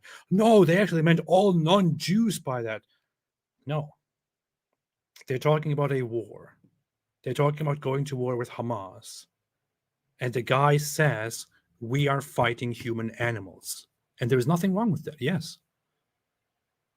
Yes, it's right. No food, no water, and Gaza will cease to exist. This is what Yoav Gallant, the Israeli defense minister, has said. This is how they refer to. Yeah, I think one of the big problems, this is beyond apartheid. I think one of the big problems leading up to this has been. That's not apartheid. That's well, beyond let me just say what I apartheid. think. That's the language of ethnic cleansing and genocide. Beyond apartheid. Let me quickly have a look at this here. I had this linked. Free Palestine! From the river to the sea! From the river to the sea! Palestine will be free! Palestine will be free! Yeah, buddy! From the river to the sea! Okay, where is that part where she says that? Apparently there's a quote in here.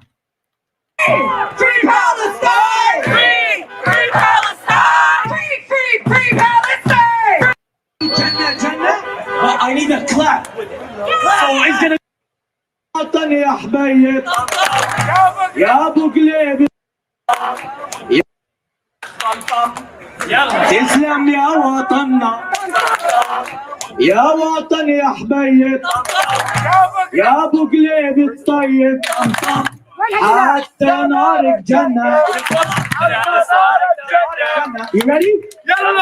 Okay, apparently here somewhere, she says something like, she says that quote, I hope pop pop is the last noise that some Zionists hear in their lifetime. I mean, just have a look at this, man. This is just a whole profile on her.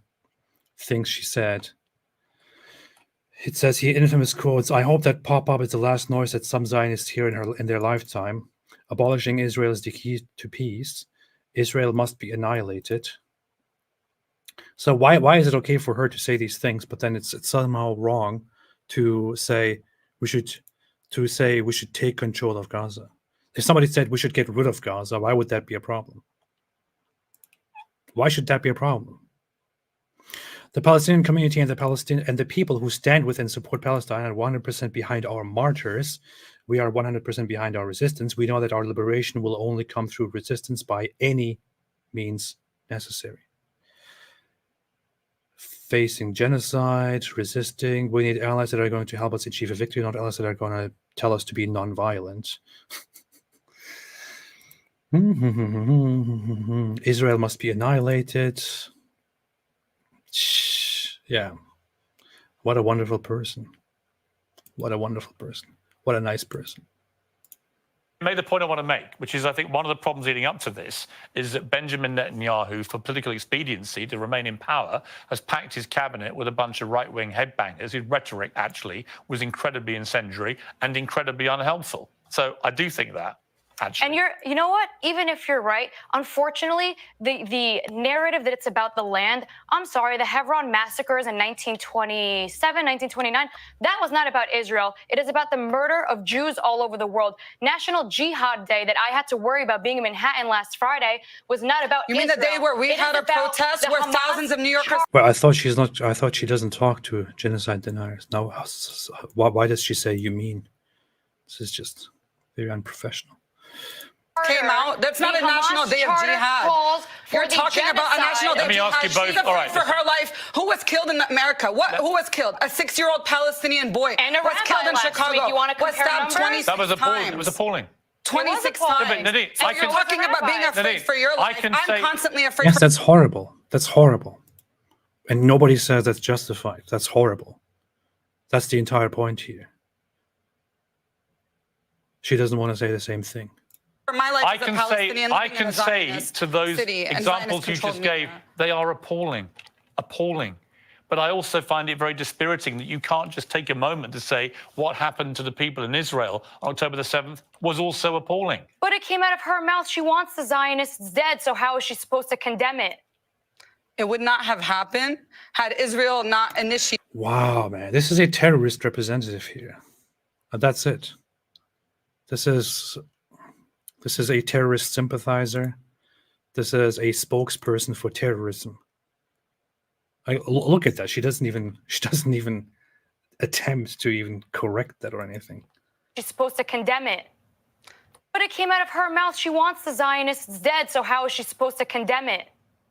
It would not have. Then you see that smirk on her face, and she's like, she knows. There's nothing she can say about that. It's true. So she justifies it. Happen had Israel not initiated this, and you know this from the beginning. I think we always need Israel to go did nothing that warranted what happened on October the 7th. Nothing. Israel? Nothing. The scale of that terror attack is like saying that America brought 9/11 on itself. I remember people saying that. Oh God, Piers, shut up. I wish he let her talk and respond to that. In the streets afterwards. I think she wants to go back in time and yell at the United Nations for equally repellent to me. A terror attack is a terror attack is a terror attack. That's the question that should be asked. God, he should have really let her respond to that, or maybe just push her on that. Do you think what anything Israel did is justified? Do you think that anything Israel did justifies Hamas acts on October 7th? Just a very clear question with a straight answer. Hamas did that day was unconscionable. We have anyone with an ounce of humanity has to say that. Anything that Palestinians do to defend themselves will always be categorized as a terrorist attack, because this is the position that the world has put us in. Right, I'm final not point responding to your questions. I have a question. When was the last time?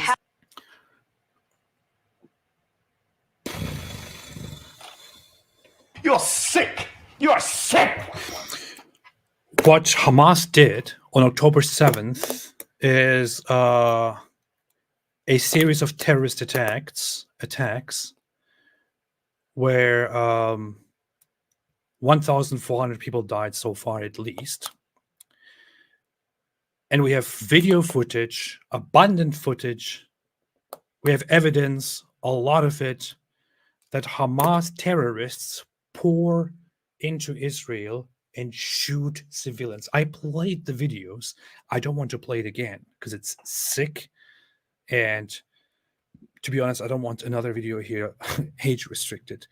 But you can see them shooting into civilian vehicles directly at families, setting cars on fire, burning homes down, shooting into homes, attacking a village, nothing to do with the military. We have evidence of babies killed, babies murdered. We now have babies beheaded, actually. Children burned, children killed. Families, men, women, elderly, everything. Elderly, men, women, children, babies abducted, taken as hostage. Evidence of rape. Everything possible, of torture. They even killed animals. We have all of it. And to her, this is self-defense. Self-defense. It's justified. Palestine had full sovereignty over the land. Give me a date or This makes me want to also do some self-defense. even a year that Palestine had their own I'm not going government, to engage their with own- genocide. Can Then I you was ask By which, of course, I mean, like, you know, verbally defending myself. Yeah, of course. want to that make a point. You question can for me say because she that. wants to be a child. So, When was the last time? This is the position that the world has put us in. Right, I'm final not point to responding to your Emily. questions. I have a question. When was the last time Palestine had full sovereignty over the land? Give me a date or even a year that Palestine had their own I'm not going government, to engage their with own- genocide Can deniers. If you ask want to her make that a point, you question can for me say because she that. wants to be a child. How are you an attorney? God. Can you ask her when did Palestine have full sovereignty over the land? When I'm did not here to Palestine have talk full about when did sovereignty? full sovereignty, and I because see the that you're answer is taking they your never talking points did. from her. Well, Can you don't want to ask- talk to me. It's a So question. he has to do You don't it. have to answer Do you it. want to answer me and stop being a child? such a child. Such a child and terrorist.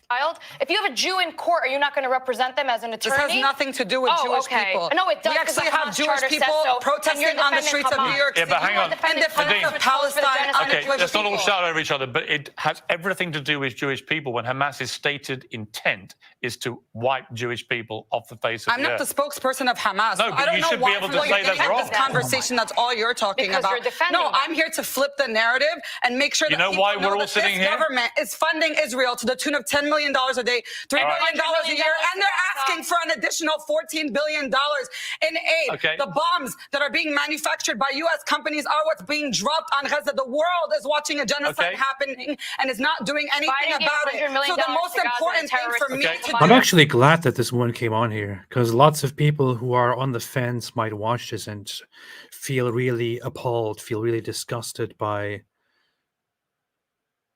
her and what she represents. And I think that this will set the record straight for quite a few people here. It's quite clear. She defends the terrorism, she defends the terrorists. She very clearly, dishonestly refuses to engage with the very clear idea that Hamas wants to eradicate Jews and so on. Thank you, Nerdine Kaswani, you terrorist sympathizing, horrible, dumb, big baby monster, for making that clear to everyone again. right now is to stop this genocide. Okay. And questions about Hamas are not going to do that. Okay. It's condemning. Questions about the very side that actually is currently at war with Israel officially, that is the main fighting side, will not bring any solution to this. Yeah, great. Fantastic point. Wow. Side of the Palestinian people and condemning the UK Nadine? and US governments Nadine? that we live under, that I pay taxes to, Nadine? that are killing Palestinian people every day.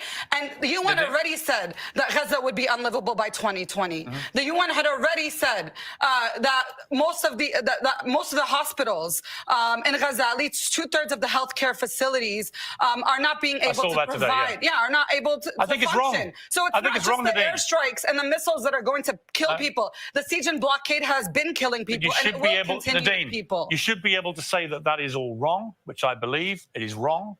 And you should also be able to say that what happened on October the 7th was wrong. A If you human believe it's wrong, being break the siege who and break cares the blockade equally on about the Gaza. lives of all human beings would be able to say that I do both care those about things the are wrong. lives of all human beings equally, and that's why exactly I believe Okay. that in order to preserve human life, you must end the siege on Gaza, Okay. you must end the blockade, We've run out you of- must end the settler I hear you. colonization of Listen, Palestine. This is complete bullshit. Everybody knows. Everybody who has any idea about this knows that the blockade is in place to begin with because Hamas refused to make peace. That's it. Why in the world would Israel allow this state to just be there and freely flourish? And maybe just open the borders, let them all come in. Yeah, they want us killed. Yeah, they say no, we will not stop until Israel is eradicated. We will not stop until the Zionist entity is destroyed. We will not stop until all of it belongs to us, from the river to the sea. And by the way, yeah, kill all the Jews. That's what they say. But hey, let's just let them in. And, let them do whatever they want. What could go wrong? What's going to happen?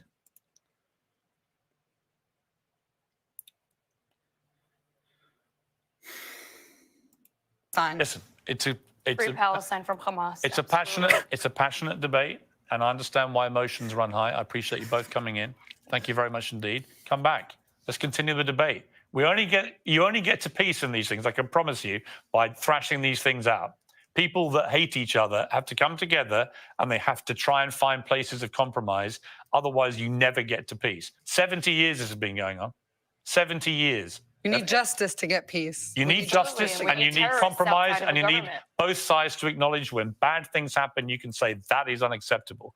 On October the 7th, if any tiny part of you says that was acceptable or there's a reason for it, I can't have that. But thank you for coming in. I appreciate it. Thank you both very much indeed. There you have it. There you have it. She can't even say that it is unacceptable. She can't even say that it was wrong. She can't even say any of that. She thinks it's justified. She thinks it's justified. She thinks it's okay for Hamas to go and kill people and to rape and to abduct and torture and all of that. La la la la la la la. Let's look at this resistance movement here one more time here. وأيدينا على السلاح أيدينا على الصواريخ أيدينا على تفسير الباصات أيدينا على العمليات الاستشهادية. They want to bomb buses just to end the oppression, you know. It's like just for self-defense. They want to blow themselves up for self-defense. خلص يا 7 مليون فلسطيني برا بكفيكوا تسخين في عندكم يهود في كل مكان. You have Jews everywhere. اهجم على كل. You must attack every Jew on planet. متواجد في الكرة الأرضية. You must slaughter and kill them with Allah's help.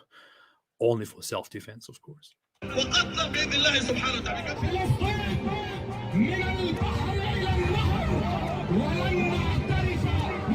We shall never, never, never recognize Israel. It is Palestine from the river to the sea. But, you know, it's just about self-defense. It's just like, if Israel just stopped the blockade, you know, if Israel just stopped the blockade, just let them do whatever they want. These people who say we should kill all the Jews and we will never recognize Israel, it all belongs to us, they would just become the most peaceful people on earth. It's clear. Destroy the Americans and their supporters.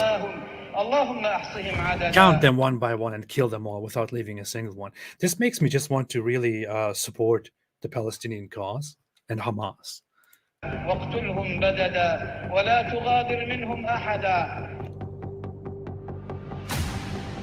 Wow.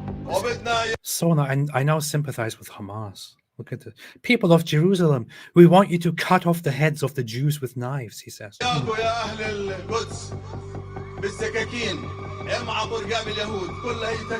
With your hand, cut their artery here. He even describes it.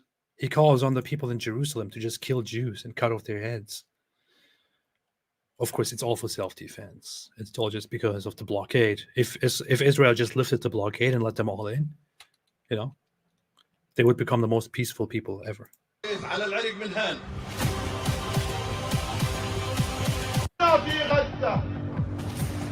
From us here in Gaza, they will never get anything but gunfire.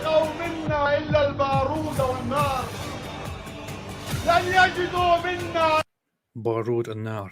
So somebody said the subtitles could say anything. They don't just say anything. They actually translate what he's saying. Nar means fire. Barud means gunpowder. Gun. Yeah.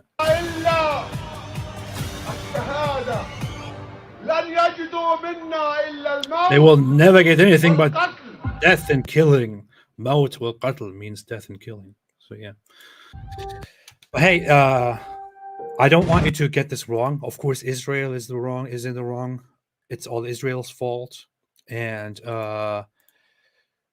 if Israel just lifted the blockade and just, you know, let Hamas kill whoever they want, then Hamas would become all peaceful, would become fantastic. Free Palestine, guys.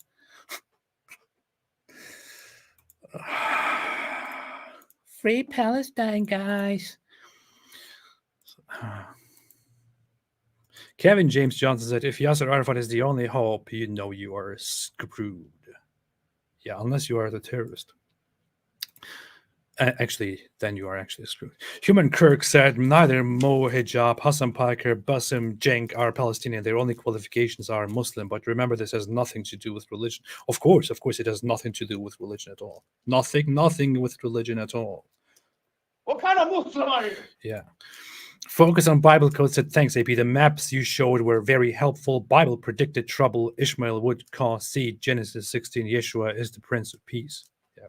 I don't believe in that aspect of it, but if that is how you want to interpret it, go ahead. Justified Observation said, could you perhaps review Slavoj Žižek's statement on Hamas in Palestine one of these days? No. I don't want to be rude, but I don't know. I just don't want to listen to that guy. I find it very hard to listen to. I think I never listened to him speak for longer than a few seconds. Slavoj Žižek. I don't want to mock his lisp and all of that, so I don't know how to imitate him without mocking his lisp. But no, I don't want to listen to him. Really, I don't. I don't think that there's anything worth listening to be honest. Rudney made a super chat. Thank you so much. I appreciate it.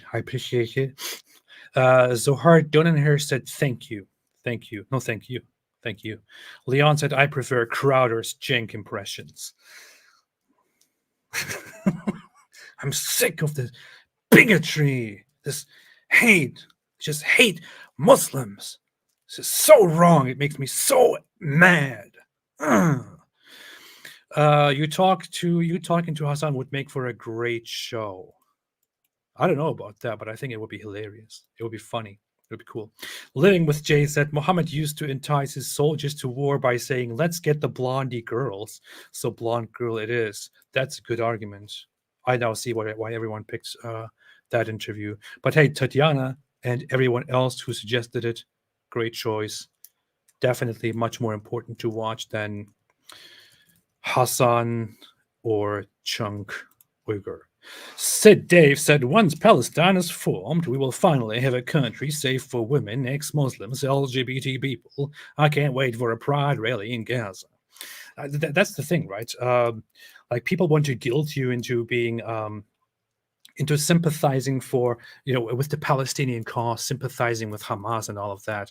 And I'm just sitting here thinking, okay, more than half of those people there would want me killed. Most of the people there would want me killed.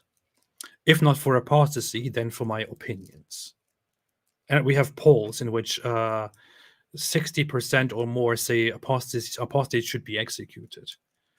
And 90% think Sharia should be followed. Now, if people want my execution, if people want people like me dead, why in the world would I be stupid enough to believe that they are the good guys and I should support them in a conflict? And this is not even the reason why I don't support them. The reason is just the historical aspect of it. And I went through it so many times. But even if it was completely out of self-interest, right? If it was just about, sympathizing with those that I consider just or whatever it is, rightful, why in the world would I sympathize with? Why in the world would I care about a free Palestine cause? I wouldn't. We have two states or two entities fighting each other. One of them is the Palestinian entity, or two Palestinian entities, actually. They can't even make peace among themselves. And one of them is the Israeli state. The Israeli state is a secular state, a secular government, where you have your human rights, as long as you don't cause the trouble of wanting to end that very state. In the other one, nobody is free. Which one do I support? Difficult question. I think I'll go for Hamas. Unicorn said always the Nakba. They never speak of the Shoah. They displaced over 850,000 Mizrahi Jews from across the Middle East and North Africa. They had over 3,000-year lineage in all those nations. Yeah, lots of those people also left because they wanted to live in Israel rather than stay there and face persecution and discrimination again. Lots of others were intimidated or kicked out. Yeah, but let's talk about that. Let's talk about that instead. Eric and Abgunay said they do not have any fear against lying because they think lying is required. That's the main tool here that they use. Lying is the thing. Death cults transmute minds into dysfunction. Yes. Hamas is a death cult, by the way. Bender, it seems like they got too comfortable and powerful in the West that they're admitting and imposing their BS. By the way, did you see the guy in London who told protesters about the age of Aisha? I didn't see that. I haven't been following any of the Islamic side of this whole thing. I've been consumed with the whole conflict for 2 weeks now, or 3, however long it was. I should check that out. If you have a link, give me the link. Post it here. I will look it up. I'll check it. Madre Selva said, thanks for standing for what is right. Thank you. Thank you for standing too. Not just me. Thank you, self.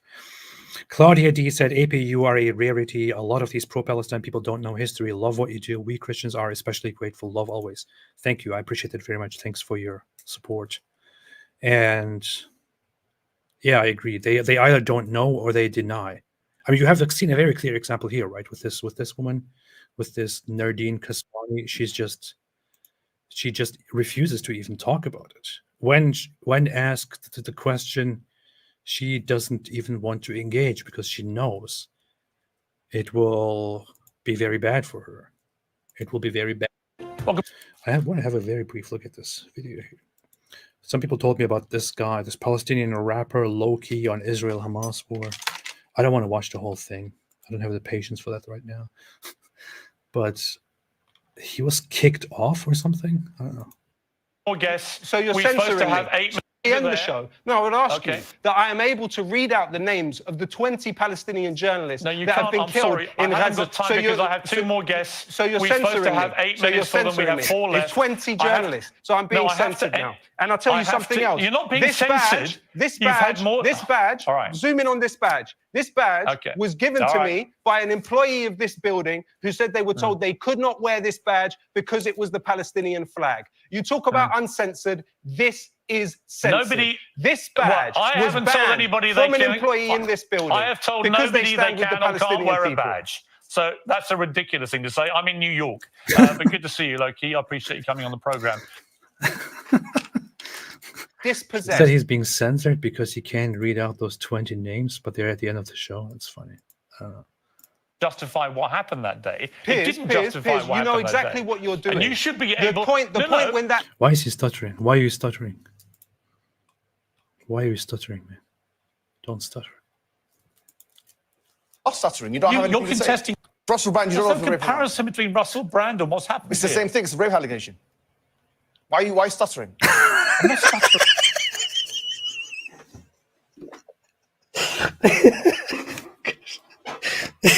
So stupid. So random, man. This guy, he thinks he's in speaker's corner wherever he goes. The rape. When Russell Brand, why'd you that is well, do you think they were raped? No, I don't know. It's like the Russell Brand thing. You said we don't know any see the evidence. So why'd you imply two different standards? Okay, so when it's Israel, we know they're raped. When it's Russell Brand, you don't know because you're friend. No, it's been reported by legitimate news sources. When it's Israel, you know they're raped. But when it's Russell Brand, you don't know. Them. When it's Russell Brand, you don't know if they're raped. There's no comparison between Russell Brand and what's happened. It's the same thing. It's a rape allegation. Why stuttering? I'm not stuttering. This gets me every single time. It's so ridiculous. He's not even stuttering. I still don't understand. Oh boy, so random. Brother, I have doubts. Lucid said, why do so many Arabs have this macho man attitude? It is probably because of Israel. Because Israel oppresses Gaza and doesn't lift the blockade. That's why.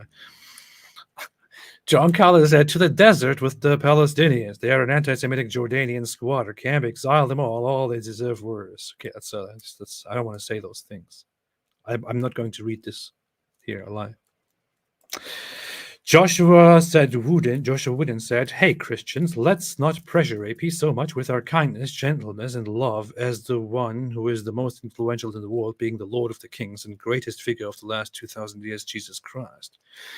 Yeah, I feel very oppressed by the kindness and gentleness and love and all of that. It makes me feel, I don't know, it could turn me into a terrorist. Anything could happen. I agree with that, though. Thank you, Joshua. Thank you for your consideration. And thank you for your support. And thank you for being here.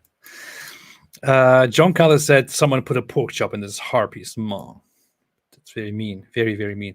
Amber Black said, does she think that yelling makes her look smart and not a raging bitch? That stands for bitch. I don't want to spell it out. I don't want to say it. So yeah, apparently, yes. Just like this guy. Look at this guy.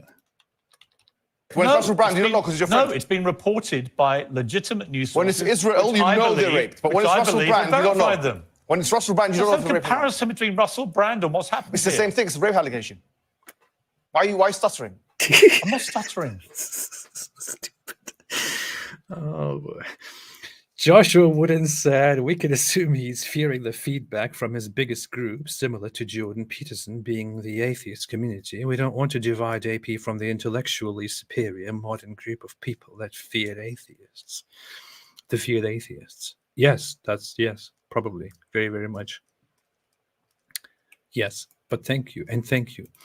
Sid Dave said, from river to the sea, Palestinians will... Yeah, I don't know what people mean when they say Palestine will be free. It already is free. It's called Israel, right? So I don't know what they're talking about. Sid Dave said, how is Israel an apartheid state, but Muslim world is not? Like persecution of ex-Muslim, forced conversion of religious minorities. No, Muslims, whatever Muslims do, whatever Islamic countries do, is not. Apartheid is not oppression, okay? It's just. It's only if somebody else does something to Muslims, then it's oppression, then it's unjust.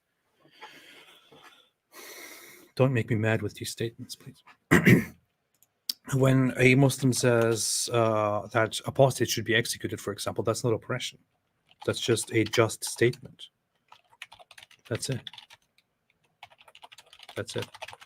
But when others say that that Islam is wrong, that's oppression. Every Muslim is... Like when somebody says something like this is, for example, not oppression.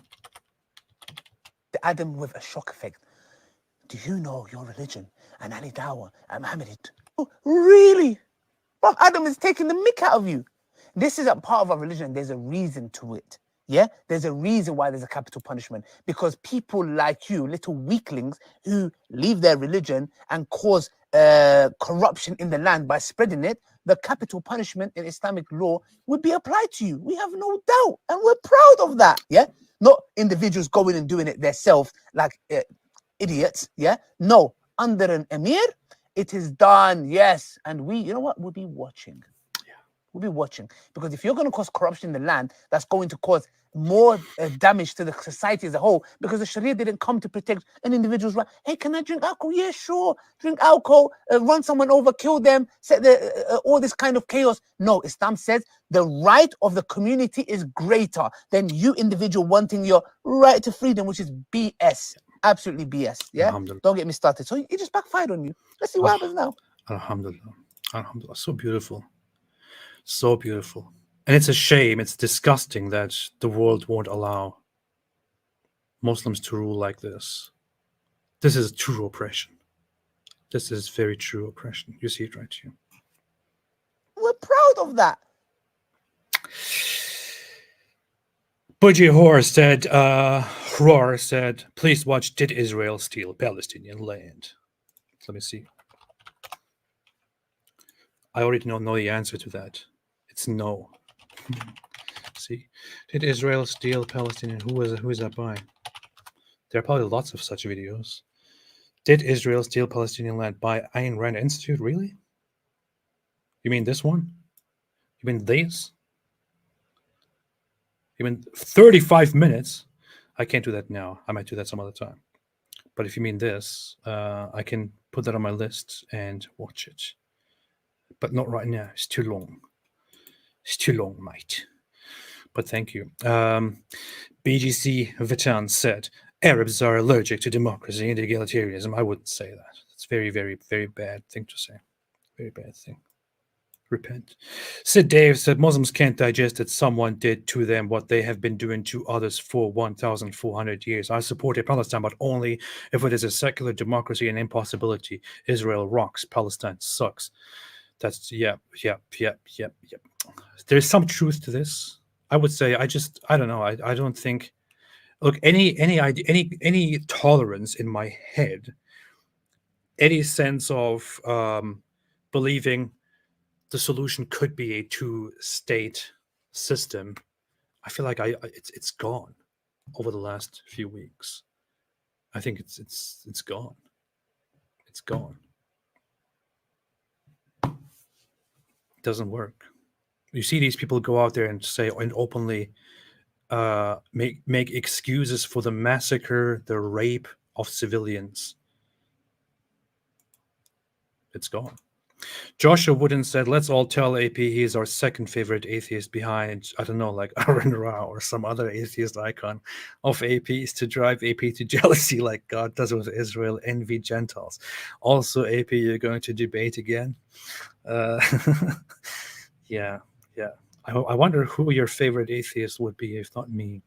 Yeah, probably Matt Dillahunty, Richard Dawkins, Aaron Ra, the best atheists. The most loved atheists, the most respectful atheists. Honestly, my personal favorite is, as an atheist speaker and activist and whatever YouTuber, it would be, I would say I have a lot of respect for Alex O'Connor, Cosmic Skeptic. The guy is smart. Honestly. No sarcasm this time. Marta M said, new type of AP content unlocked, ASMR. Yeah, I can do ASMR if you type like such rude things. I could whisper those. Lucid said, if you're called Aput, then M hijab should be called Mojab. Yeah, that's what I said. It should be Mojab, but that's not very appropriate. You're sick. You are sick. Zagros said, hey AP, DM'd you two play-worthy videos from my campus in Tempe. Also, would you review the Sam Harris and Eric Weinstein conversation on trigonometry? I could interview that, although let's see how long that is. I could review that, not interview that. Let's see. Trigonometry. Trigonometry. I like trigonometry. I love their channel. This is a 2-hour conversation. 2-hour conversation. Unless we can pick some highlights from here, this will be very difficult. But if we can get some highlights, how are we supposed to think about the Israel-Palestine conflict? The mindset of Hamas. I'm actually curious about this part, the mindset of Hamas. Not today, or at least not now.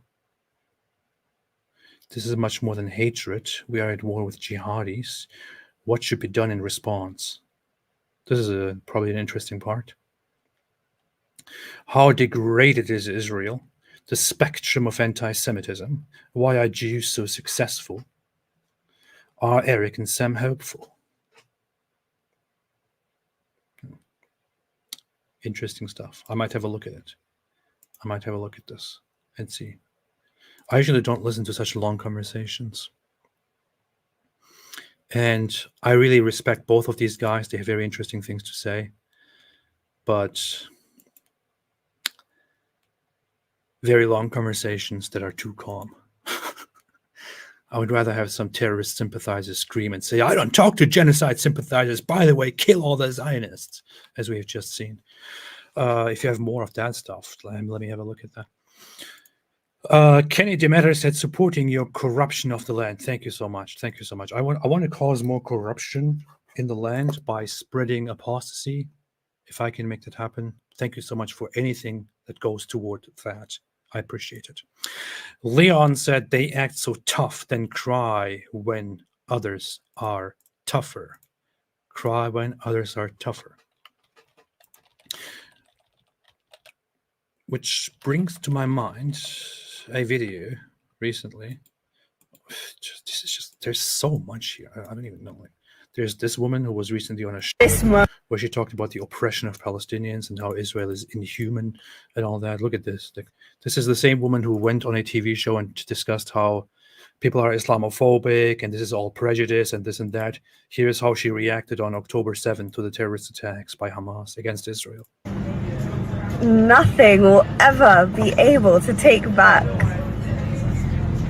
this moment of triumph, this moment of resistance, this moment of surprise, this moment of humiliation on behalf of the Zionist entity.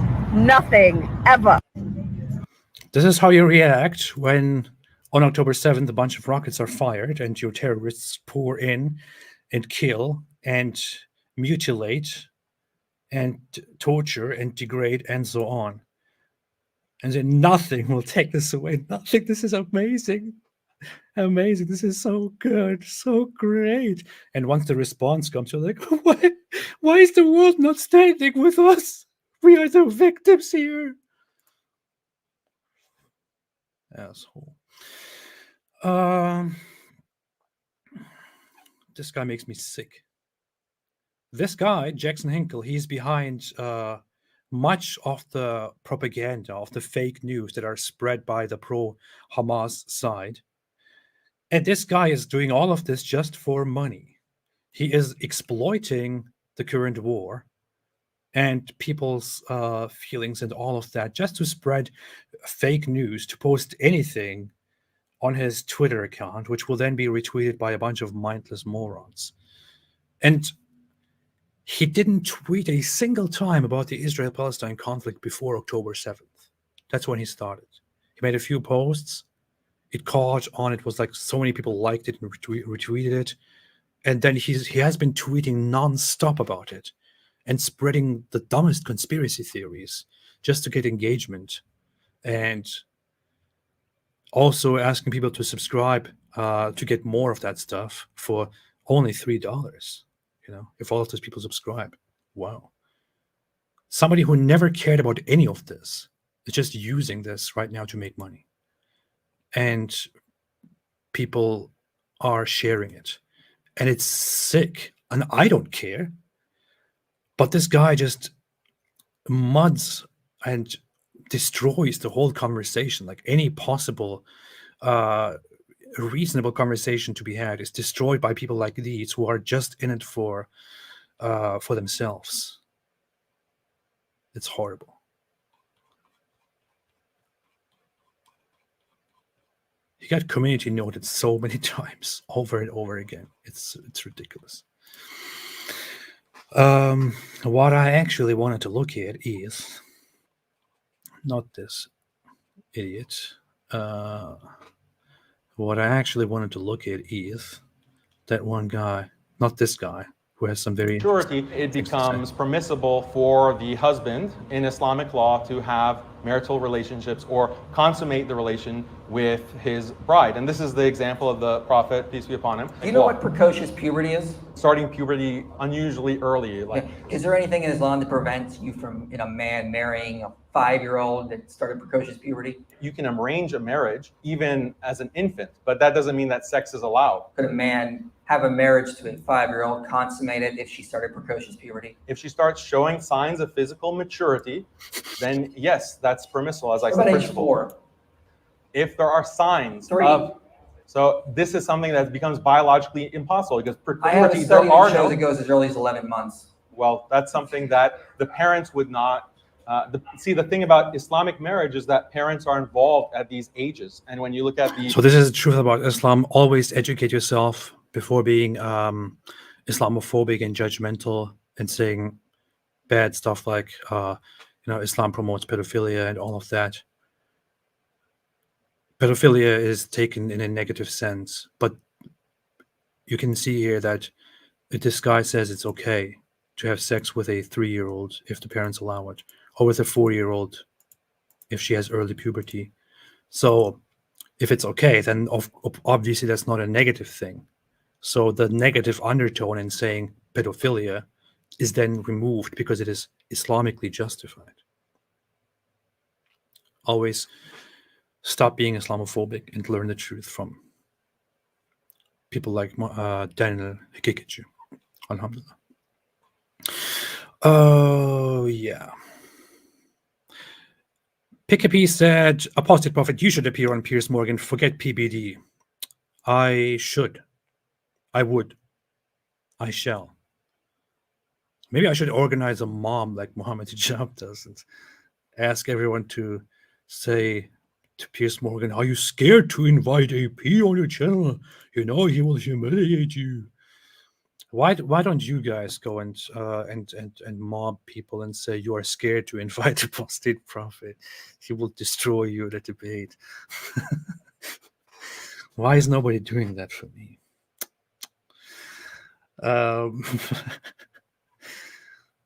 Not sure if you've seen this year. Hello. A phone conversation between a Hamas terrorist and his parents. انا قاعد اكلمك من جوبا بسيم افتح الواتس تبعه قول له وين شوف كيف قتله شوف كيف قتلك فيديو يابا ابنك قتل يهود هاي دخلوا فلسطين يابا الله اكبر ربنا يحميك يا رب ربنا يحميك يابا ربنا يحميك يابا اكلمك من جوال يهوديه قتلتها وقتلت جوزها. He's happy and calls his parents because he just killed 10 Jews with his own hands, and they're like, Allahu Akbar, Allahu Akbar, Allah, we're proud of you. الله اكبر الله اكبر ولله الحمد. I killed so many Jews. We're proud of that. الله اكبر ولله الحمد. يابا افتح الواتس شوف كيف قتلت يابا افتح بتدفع عليك واتس قول له وين بروح ربنا يروح بالسلامه. They're so happy, they're crying now because they're so proud that their son, their only son, is so successful that he killed 10 Jews with his own hands. They're so happy. He's the pride of the family now. يابا والله 10 قتلت 10 بيدي يابا يابا على ايدي اعطيني امي يما يما يحميك يما طول الليل طول ايدي يما طول الليل 10 يما بيدي قتلت طول الليل ادعي لك طول الليل ادعي لك ربنا يرحمك بالسلامه يما يما طول الليل ادعي معاك يما ربنا يحميك يما. But yeah, no, this is just because of the blockade and because Israel doesn't treat them very well. If that was all lifted, then these guys would no longer say that, of course. But this is what you see. This is what you get here. These are the people. You're sick. You are sick. You can just imagine like family gatherings. The parents of this guy probably like go to family gatherings and they're like, oh, my son, I'm so proud of him. He just killed 10 Jews. Yeah. And the others are like, wow, mashallah. Wow. You must be so proud and so happy. Wow. Our child, he went to America and he's going to university. He wants to become a lawyer. Disgusting. But your son, he killed 10 Jews. Wow. You must be so happy. But yeah, no. This is all just these are all just peaceful guys, peaceful people. We're all just taking this out of context and stuff. Anyway. Am I done with the super chats? I think I'm done with the super chats. Okay. I'm gonna go. I'll be back soon. Look at this guy. This guy's also one of these Nazi guys, Ryan Dawson. He said, I'm disgusted that the world just allows ethnic cleansing. Hamas gave Israel a well-deserved spanking. And Israel responds by bombing civilians who have no air defense. What he's saying is Hamas gave Israel a well-deserved spanking by killing 1,400 people, abducting them, torturing them, raping them, burning them, and so on. But Israel just responds to it. And then he says, Ye was right, which means Kanye West. Ye was right when he said that the Jews are in charge and the Jews are evil. These are the Nazi guys here. But no. I can't say that. I shouldn't label him a Nazi. I shouldn't label him a Jew hater. No, this guy is just he just wants to question the narrative. People are sick. You're sick. You are sick. All right.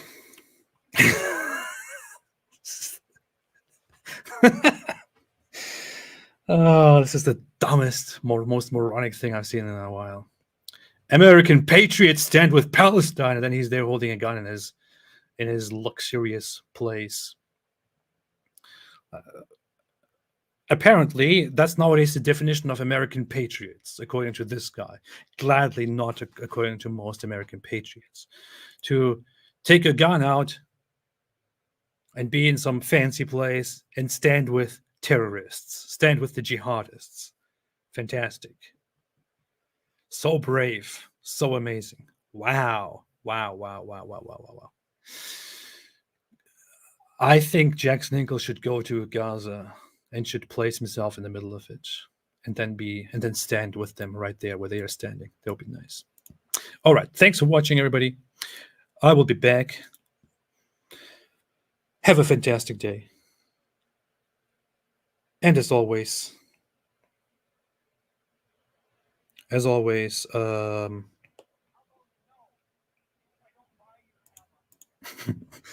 not that.